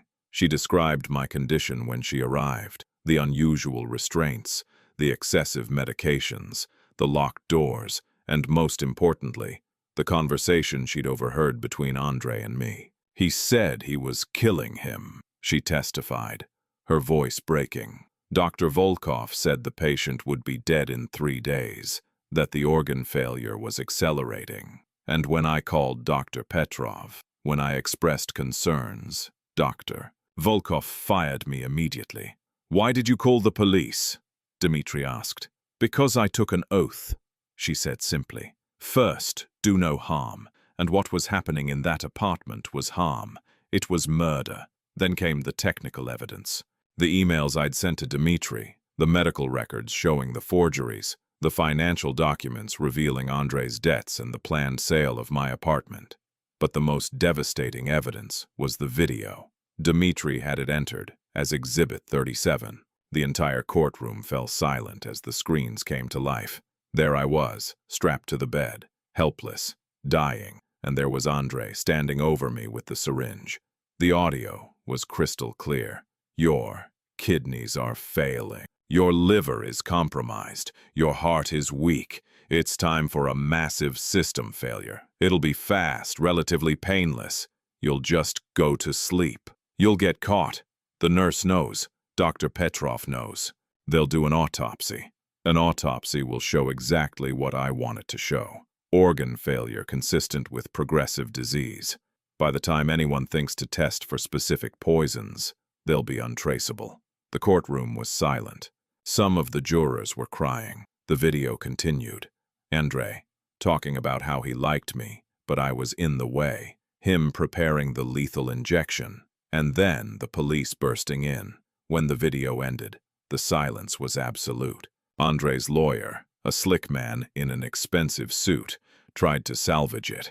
My client was providing end-of-life care. This conversation was taken out of context. Mr. Kuznetsov was terminally ill. Dr. Volkov was discussing palliative options. Was arsenic a palliative option? Dmitri interrupted coldly. No response. On the 8th day of trial, I took the stand. I'd been dreading this. Not because I was afraid to face Andrei, but because I'd have to face Katya. Dmitri led me through my testimony gently. My marriage to Irina, her illness, her death, moving in with Katya and Andrei, the slow decline, the growing suspicion. Mr. Kuznetsov, Dmitri said, tell the court about the camera. Why did you install it? Because I needed to know if I was crazy, I said simply. I needed to know if I was imagining things, if my mind was going, or if something real was happening to me. And what did the camera show you? I described it, every detail, watching the video of Andrei poisoning my coffee, watching my daughter whisper, "Is it done?" How did you feel when you saw your daughter in that video? Dmitri asked quietly. I looked at Katya. She was staring at her hands, tears running silently down her face. Devastated, I said. I felt like I'd failed her, like somewhere along the way, I'd raised a daughter who could watch her father die and do nothing, who could help kill him. Now came the cross-examination. Andrei's lawyer stood, smoothing his suit. Mr. Kuznetsov, isn't it true that you've suffered from depression since your wife's death? Yes. And isn't it true that you've been on various psychiatric medications? Medications prescribed by Dr. Volkov, I said. Medications I now know were part of the poisoning. Or medications you were taking because you were mentally unstable. Mr. Kuznetsov, isn't it possible that in your grief, in your paranoia, you created this entire scenario? That you installed the camera, you sent the emails, you even harmed yourself to frame my client? I looked at him. Then I looked at the jury. I'm a 65-year-old retired literature teacher, I said slowly. I spent my career teaching Tolstoy and Dostoevsky to bored teenagers. I'm not a criminal mastermind. I didn't forge financial documents. I didn't exhume my own wife's body and plant arsenic in her bones. I didn't orchestrate a conspiracy involving doctors, nurses, and police to frame an innocent man. I pointed at Andrei. But he is a surgeon. He does have the knowledge to poison someone slowly. He does have access to those drugs. He does have 3 million rubles in gambling debts. And he is on camera admitting to murder. The lawyer had no response to that. On day 12, Katya took the stand. Her lawyer, a public defender since she couldn't afford private counsel, had advised her to testify, to show remorse, to explain her actions. She looked so small in that witness box, so broken. Her lawyer led her through her testimony. She admitted everything. She'd known about the poisoning. She'd helped. She'd brought the medications. She'd watched me deteriorate. Why? Her lawyer asked gently. Why did you do it? Katya's voice was barely audible. Because I was afraid. Andrei, he controlled everything. Our money, our home, me. He said we'd lose everything if we didn't do this. He said Papa's apartment was the only way to pay off the debts. And I believed him. I believed we had no choice. Did you want your father to die? No, she whispered. No, I loved him. I love him. But Andrei said Papa was old, that he'd had a good life, that he'd want to help his daughter. And I just let myself believe it. What about your mother? Did you know Andrei killed her? This was the critical question, the one that would determine whether she was a murderer or just an accessory. Katya looked up, directly at me for the first time. Her face was destroyed by grief. No, she said. I swear I didn't know. Not until the police told me. When they said Mama was poisoned, She broke down completely, sobbing. I didn't know. I would never have. I loved her. I loved her. I wanted to believe her. God, I wanted to believe her. Ms. Volkova, Dmitri said when he stood for cross-examination. His voice was hard. You say you were afraid of your husband, that he controlled you, but you're an educated woman. You have a phone, you have friends. You could have called the police at any time. I know, she whispered. You could have warned your father. You could have refused to participate. But you didn't. Instead, you helped. You stood watch. You whispered, "Is it done?" when your husband finished poisoning your father. That doesn't sound like a victim. That sounds like an accomplice. She had no answer. She just sat there, crying. Did your husband ever hit you? Dmitri asked. No. Threaten you. He said if I didn't help, he'd leave me. And I couldn't. I couldn't lose him. So to keep your husband, you were willing to murder your parents. The words hung in the air like a death sentence. I don't know, Katya sobbed. I don't know what I was thinking. I wasn't thinking. I'm sorry. Papa, I'm so sorry. She looked at me, her face pleading, begging for forgiveness. I looked away. Andrei didn't testify. His lawyer advised against it. Instead, they called character witnesses, colleagues who praised his medical skill, patients who loved him, people who painted him as a dedicated, caring doctor. But it didn't matter. The evidence was overwhelming. The jury deliberated for 6 hours. When they returned, the forewoman stood. She was a middle-aged woman, a schoolteacher like I'd once been. On the charge of murder in the first degree of Irina Kuznetsova. How do you find the defendant, Andrei Volkov? Guilty. Andrei's face didn't change. He just stared straight ahead. On the charge of attempted murder in the first degree of Vladimir Kuznetsov. How do you find the defendant, Andrei Volkov? Guilty. On all charges of fraud, forgery, and embezzlement. How do you find the defendant? Guilty on all counts. Then came Katya. On the charge of conspiracy to commit murder. How do you find the defendant, Ekaterina Volkova? A pause. The forewoman looked at Katya, and I saw pity in her eyes. Guilty. Katya collapsed. Her lawyer caught her. Sentencing came 2 weeks later. Judge Volkova looked down at Andrei with undisguised contempt. Dr. Volkov, you took an oath to do no harm. Instead, you used your medical knowledge to murder one person and nearly murder another. You poisoned your wife's mother and attempted to poison her father, all for money. You are a disgrace to your profession and to humanity. She paused, letting the words sink in. I hereby sentence you to life imprisonment without possibility of parole. You will spend the rest of your natural life in prison.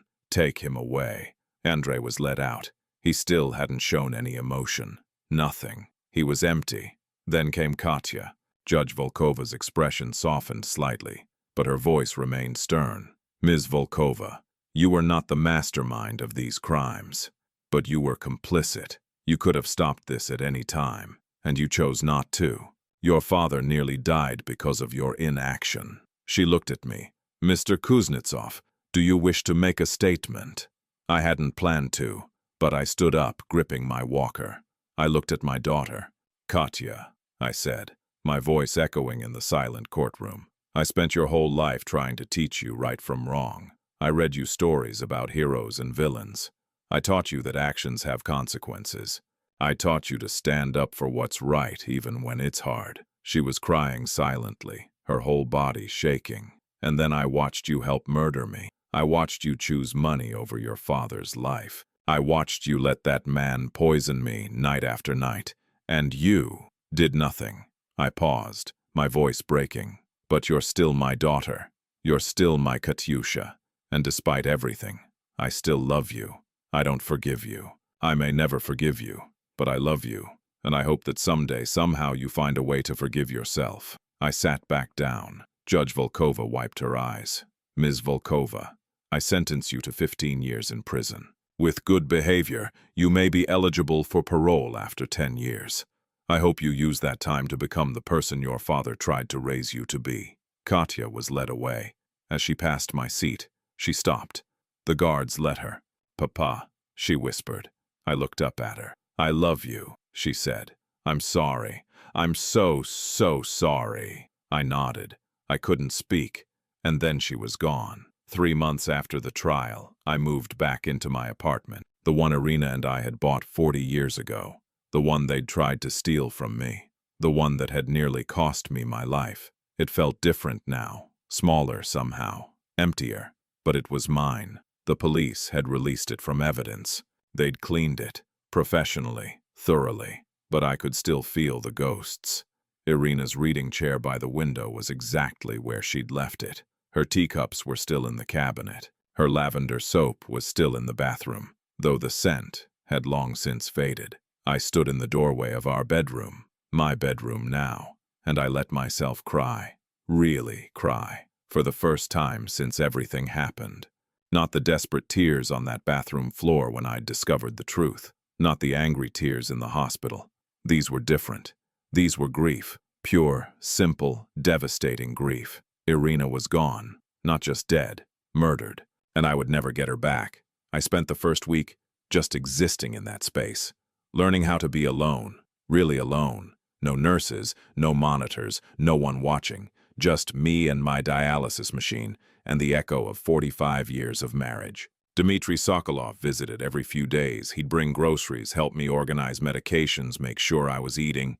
He never asked if I was okay. He knew I wasn't. "You know," he said one afternoon as we sat in Irina's old kitchen drinking tea, "you could sell this place. Get something smaller, easier to manage. The memories here are all I have left," I finished. "Good and bad. I'm not running from them anymore." He nodded, understanding. "What will you do?" he asked. "With your time?" I'd been thinking about that. Dr. Petrov had been honest with me. 5 years if I was lucky, maybe less. My kidneys were destroyed. My liver was scarred. My heart was damaged beyond repair. I was a walking miracle, held together by dialysis and medication and sheer stubborn will. "I don't know yet," I said, "but something that matters." The apartment sale documents were invalidated. All of Andrei's forgeries were reversed. My assets were returned to me. Not that there was much left. Andrei had already stolen most of my savings. The accounts I'd trusted my son-in-law to manage had been systematically drained over 5 years.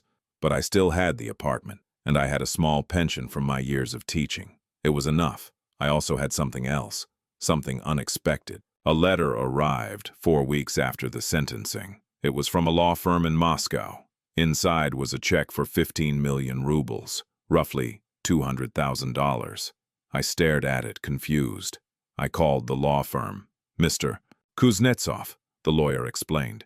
"This is a settlement from Dr. Volkov's medical practice and his personal insurance. Given the nature of his crimes and the civil liability, you're entitled to compensation. The clinic where he worked is also being sued by other victims. We believe he may have been stealing from or harming other patients. But you were the primary victim of his documented crimes, so you received this settlement immediately. Blood money. That's what it was.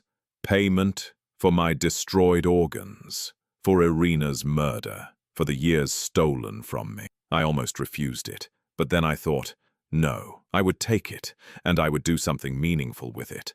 6 months after the trial, I started the foundation. I called it the Irina Kuznetsova Foundation for Elder Abuse Prevention.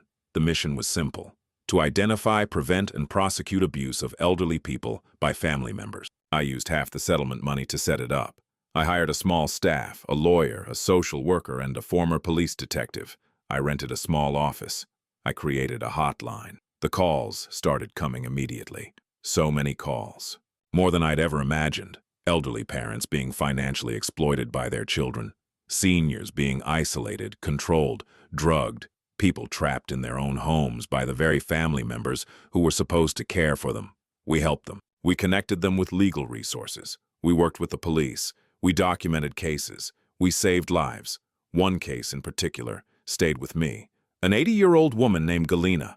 Her son had moved in with her, taken control of her bank accounts, and was slowly isolating her from friends and other family. She'd called our hotline from a neighbor's phone. "I think my son is going to kill me," she'd whispered. "Just like what happened to that teacher on the news. I saw your story. I saw you survived.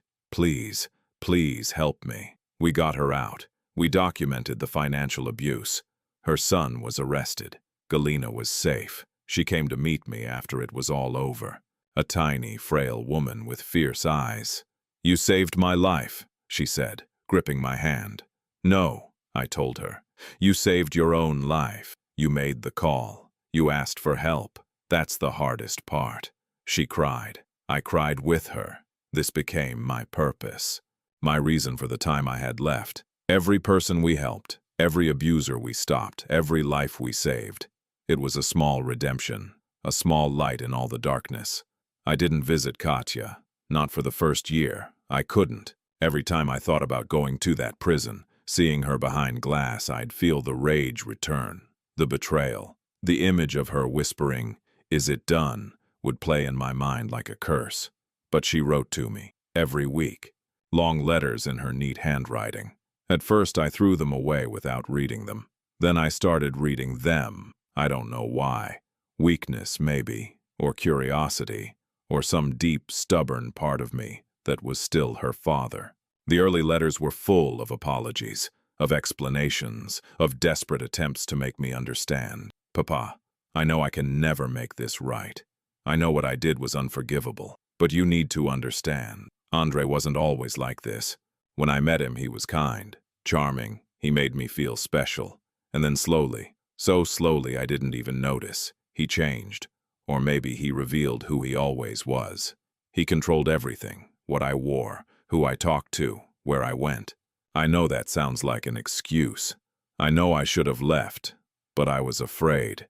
And then Mama got sick and I didn't know. Papa, I swear I didn't know he was poisoning her. I thought it was real cancer. I watched her die, and I mourned her, and I had no idea it was him.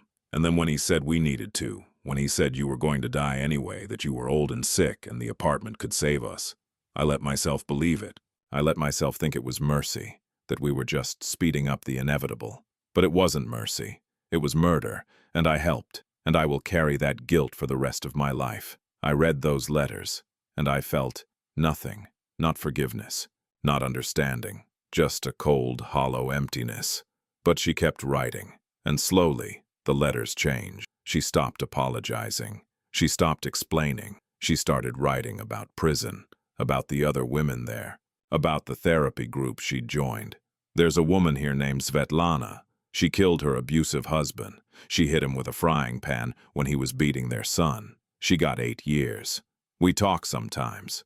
She asked me why I'm here, and when I told her, she wouldn't speak to me for a week.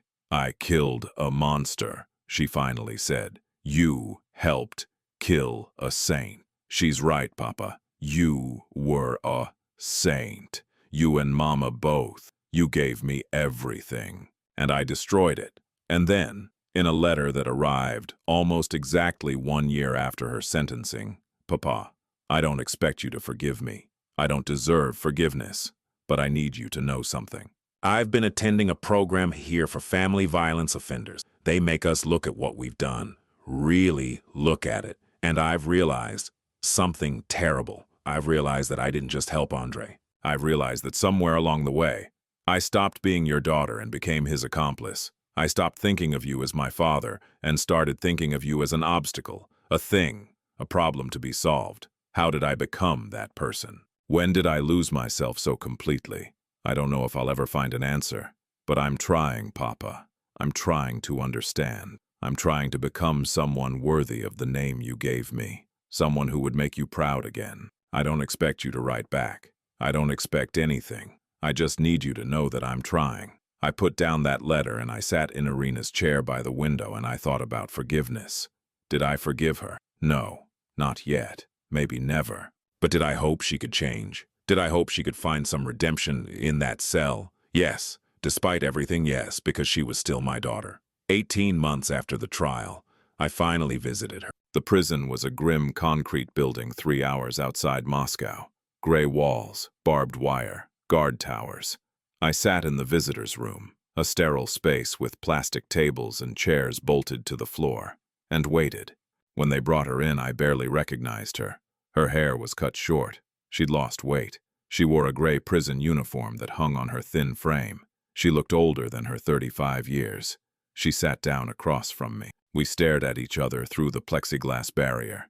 Neither of us picked up the phone. Finally, she did. I picked up mine. "Papa," she whispered. Her voice was hoarse, like she'd forgotten how to speak. "Katya," I said. Silence. "What do you say to the daughter who tried to kill you?" "You look thin," I said finally, stupidly. "Prison food," she said, attempting a smile. It didn't reach her eyes. You look better than the trial." "I'm managing. The dialysis is keeping me alive." More silence. "Why did you come?" she asked finally. I'd been asking myself that same question during the entire 3-hour drive. Why had I come? What did I hope to accomplish? "Because you're my daughter," I said simply. "And I'm dying. And I didn't want to die without seeing you one more time." She started crying, silent tears running down her face. "I'm so sorry, Papa. I'm so sorry." "I know," I said. "Do you—" She couldn't finish the question. "Do you forgive me?" "No," I said honestly. "I don't forgive you. Not yet. Maybe not ever. What you did, what you helped him do, it can't be forgiven with just apologies and tears." She nodded, accepting it. "But I continued. I believe you can change. I believe you can become someone better than the person who stood in that doorway and asked, 'Is it done?' I believe that because I raised you, and somewhere, buried under all the fear and weakness and terrible choices, there's still the little girl I taught to read. The girl who cried when we read The Little Mermaid, because she thought it was unfair that the mermaid didn't get her prince." Katya let out a choked laugh through her tears. "I remember that. You said life isn't always fair. You said the mermaid made her choice, and she had to live with the consequences. And you have to live with your consequences," I said. 15 years, maybe 10 with good behavior. That's your price. And when you get out, you'll be 45 years old. You'll still have half your life ahead of you. What you do with that life, that's up to you. Will you—" She swallowed hard. "Will you come back? To visit?" I thought about it. Honestly thought about it. "Maybe," I said.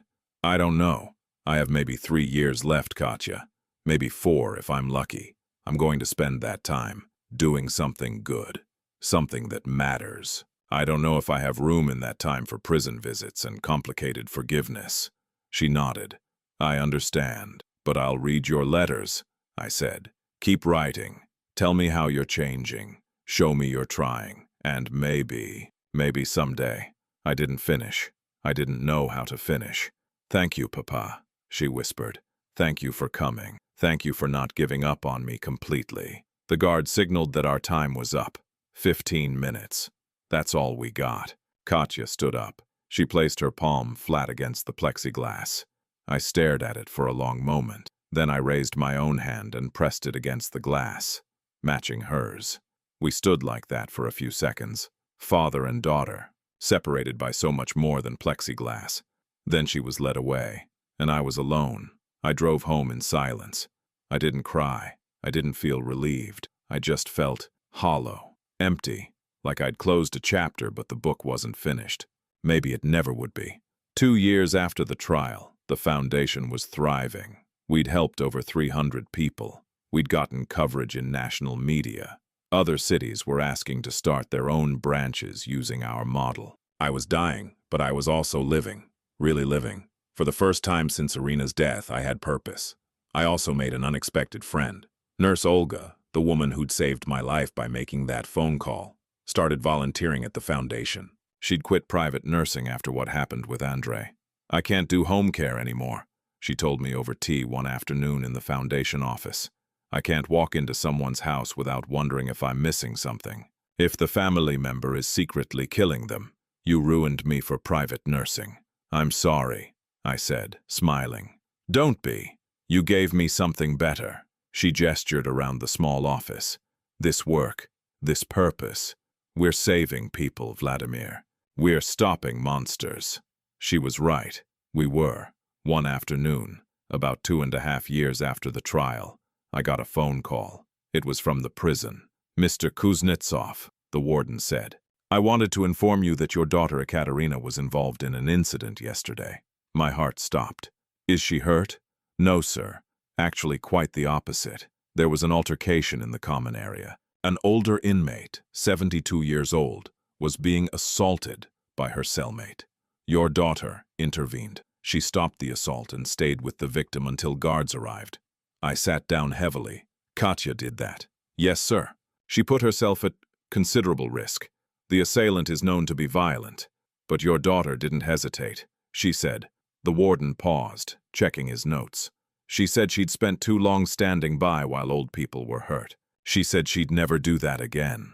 After I hung up, I sat in my apartment for a long time, staring at Irina's empty chair. She's trying, I whispered to the ghost of my wife. Our daughter. She's really trying. I wrote to Katya that night.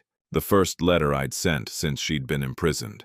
Katya, the warden told me what you did. I'm proud of you. Your mother would be proud of you. Keep trying. Keep changing. Maybe someday we'll find our way back to each other. Papa, 3 years after the trial, I collapsed. I was at the foundation office, reviewing case files when the world suddenly tilted. One moment I was reading. The next I was on the floor, Olga hovering over me, calling for an ambulance. Kidney failure. Complete shutdown. My body had finally had enough. I spent 2 weeks in the hospital. Dr. Petrov visited every day. Vladimir, he said on the 14th day, his voice gentle, your kidneys aren't coming back. You're in complete renal failure. You need a transplant or you need to prepare for the end. I'm 68 years old, I said. I'm not getting a transplant. Then we need to discuss hospice care. You have maybe 6 months, maybe less. 6 months. I'd survived 3 years longer than anyone expected. I'd built something meaningful. I'd helped hundreds of people. I'd even started the long, painful process of forgiving my daughter. I want to go home, I said. To my apartment. I want to die where Irina and I lived. I'll arrange it, Dr. Petrov said quietly. They set up hospice care in my apartment. A hospital bed in the living room because I couldn't manage the stairs anymore. A rotating staff of nurses. Morphine for the pain. Dmitri visited every day. Olga came and read to me. The foundation staff stopped by with updates on their cases. I wrote letters. So many letters. To people I'd taught. To people I'd helped. To colleagues and friends. Saying goodbye. Saying thank you. And I wrote to Katya. Katyusha, I'm dying. Really dying this time. Dr. Petrov says I have a few months at most. The poison finally won. Andrei may be in prison, but he got what he wanted in the end. I wanted you to know that I've thought a lot about forgiveness, about what it means, what I owe you, what you owe me. I still don't forgive you for what you did. I don't think I ever will. The betrayal was too deep, the wound too great. But I do understand now. I understand how fear can make you weak, how love, even twisted, toxic love, can make you blind. How easy it is to convince yourself that wrong is right when you're desperate enough. You made terrible choices, but you were also a victim, not of Andrei's violence, but of his manipulation. And I should have seen it. I should have protected you from him, the way I once protected you from bullies and broken hearts and all the small cruelties of the world. I failed you as a father, and for that, I'm sorry. You're going to get out someday. You'll be in your mid-40s, with your whole life ahead of you. What you do with that life, that will be your redemption or your damnation. Choose wisely. I'm proud of what you did for that old woman in prison. Your mother would be proud too. Keep being that person. Be the daughter we raised, not the woman Andrei created. I love you. I always have. I always will. Pup, I sealed the letter, gave it to Dmitri to mail, and then I waited. 5 weeks later, on a cold November morning, I woke up to find someone sitting in Irina's chair by the window. At first, I thought I was hallucinating. The morphine often gave me strange dreams. But then she spoke. Papa, Katya. I blinked, confused. How are you here? She came to the bedside. She looked different, thinner, older, harder. But her eyes were different too.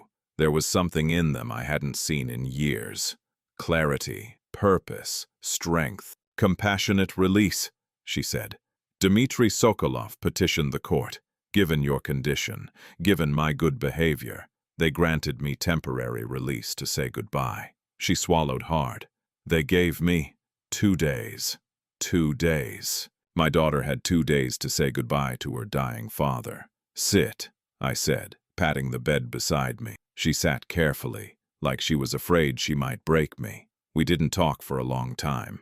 We just sat there, father and daughter, in the apartment where she'd grown up, where Irina had read her bedtime stories, where I'd taught her to tie her shoes. "I read your letter," she said finally. "I've read it every day since it arrived. I meant every word." "I know."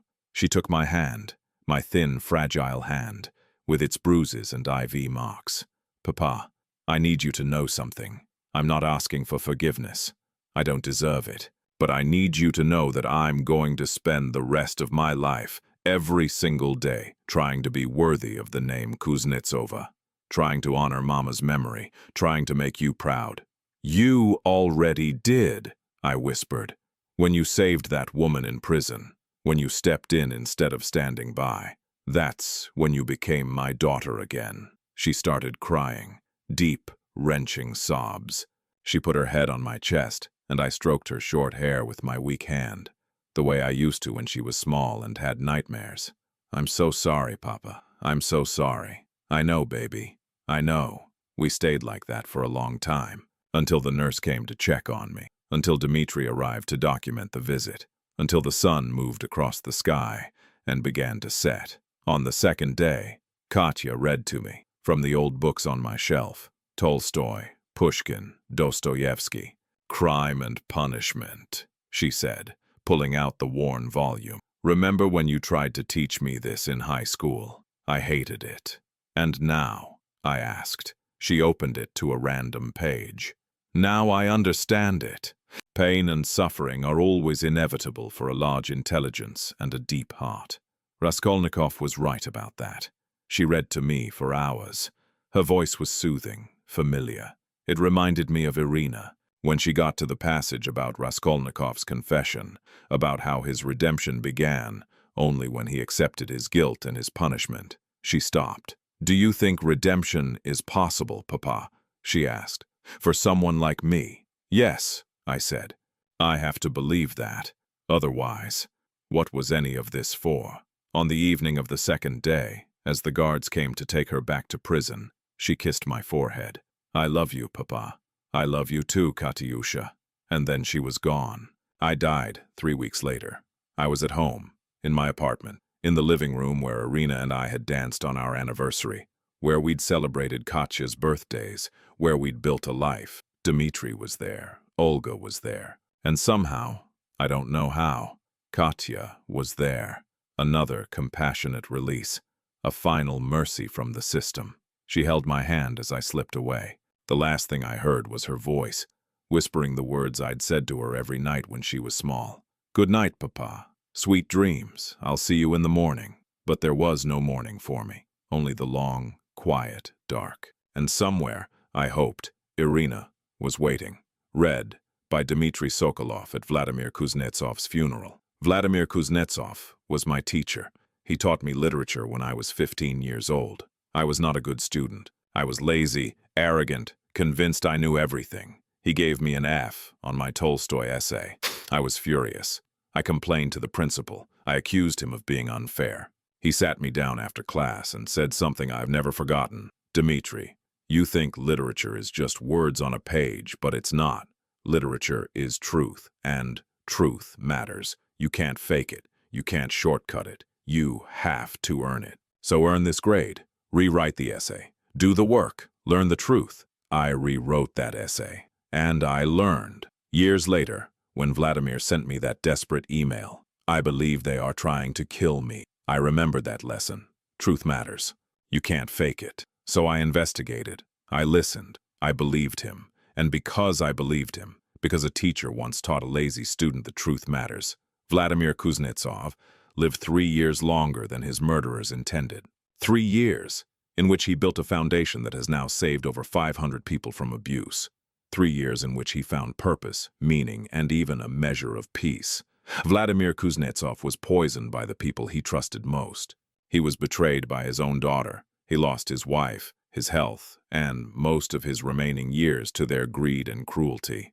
But he didn't lose himself. He fought back. He survived. He testified. He ensured justice was served. And then, in the time he had left, he helped others do the same. That is the truth of Vladimir Kuznetsov's life. Not the poisoning, not the betrayal, but the fighting back, the surviving, the redemption he created from the ruins.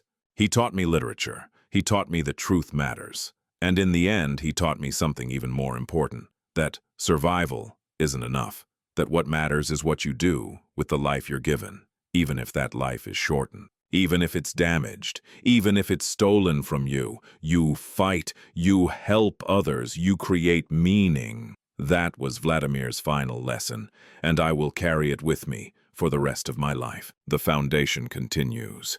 The Irina Kuznetsova Foundation for Elder Abuse Prevention continues to operate today. Since Vladimir's death, it has expanded to 12 cities across Russia. It has helped over 2,000 people. It has led to 137 criminal prosecutions of family members who were abusing elderly relatives. Nurse Olga Petrova serves as the executive director. Dmitry Sokolov serves on the board and provides legal oversight. And in a small office in Moscow, on the wall, there are 2 photographs. One of Vladimir and Irina on their wedding day, young, in love, full of hope. And one of Vladimir at age 68, thin and sick, cutting the ribbon at the foundation's opening ceremony, surrounded by people he'd saved, smiling. Ekaterina Volkova. Ekaterina was released from prison after serving 8 years of her 15-year sentence. She was 43 years old. She did not try to claim her father's estate. She signed away all rights to his apartment and his remaining assets. Everything went to the foundation. She moved to a small town outside Moscow. She works as a teacher's aide at a local school. She volunteers at a women's shelter for victims of domestic violence.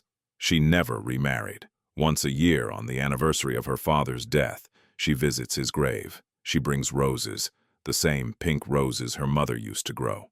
She sits by the headstone and reads aloud from Crime and Punishment. She is still trying. She will always be trying. Dr. Andrei Volkov. Andrei remains in prison. He is serving a life sentence without possibility of parole. He is 61 years old. He has never expressed remorse. He has never admitted guilt. He maintains that he is the victim of a conspiracy, that Vladimir was mentally ill, that the evidence was fabricated. No one believes him. In prison, he works in the medical unit. Ironically, he saves lives now. Inmates with health problems, injuries, illnesses, Andrei treats them with the same skill he once used to murder. A guard once asked him how he could live with himself, how he could sleep at night knowing what he'd done. Andrei responded, "I was a good doctor. I still am. Medicine is about solving problems. Vladimir and Irina were problems. I solved them. That I failed to solve them permanently is unfortunate, but not immoral. He is, to the end, exactly what he always was. Empty. A man who sees people as problems to be solved, rather than lives to be cherished." The final message, from Vladimir's last journal entry, written 3 days before his death. "I've been thinking about Dostoevsky, about Raskolnikov, about the question at the heart of crime and punishment. Can you commit evil for a greater good? Can the end justify the means?" Andrei thought he could. He thought my life, Irina's life, we were acceptable sacrifices for his financial problems. He rationalized. He justified. He committed monstrous acts and called it necessity. He was wrong. The novel teaches us he was wrong. There is no greater good that justifies murder. There is no end that justifies those means. But here's what I've learned. The inverse is also true. You can create good from evil. You can take suffering and transmute it into purpose. I was poisoned. I nearly died. I lost my wife and my daughter and most of my remaining years. But I also saved lives. I built something that will outlast me. I created meaning from suffering. Does that justify what happened to me? No, never. But it redeems it, at least partially. I don't believe in fate. I don't believe I was meant to suffer so I could help others. That's too neat, too convenient, too cruel. But I do believe that we have a choice. When terrible things happen to us, we can let them destroy us. Or we can transmute them into something else, something better. I chose transmutation. And if you're reading this, if you've survived something terrible, if you've been betrayed by someone you trusted, if you're wondering how to go on, choose transmutation. Don't let the monsters define your story. Don't let the betrayal be the end. Survive, fight back, create meaning.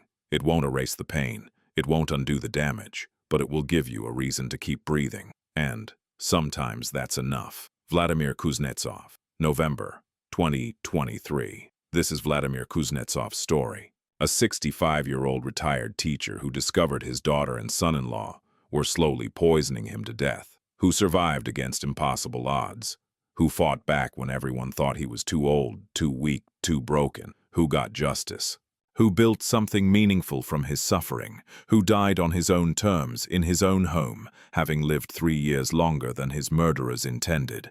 Do you believe you would have the strength to fight back like Vladimir did? Do you believe you could forgive a child who betrayed you?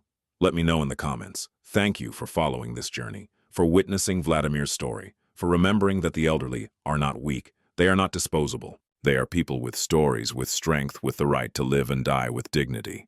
If you know someone who might be in a situation like Vladimir's, speak up, ask questions, believe them, save them. Because sometimes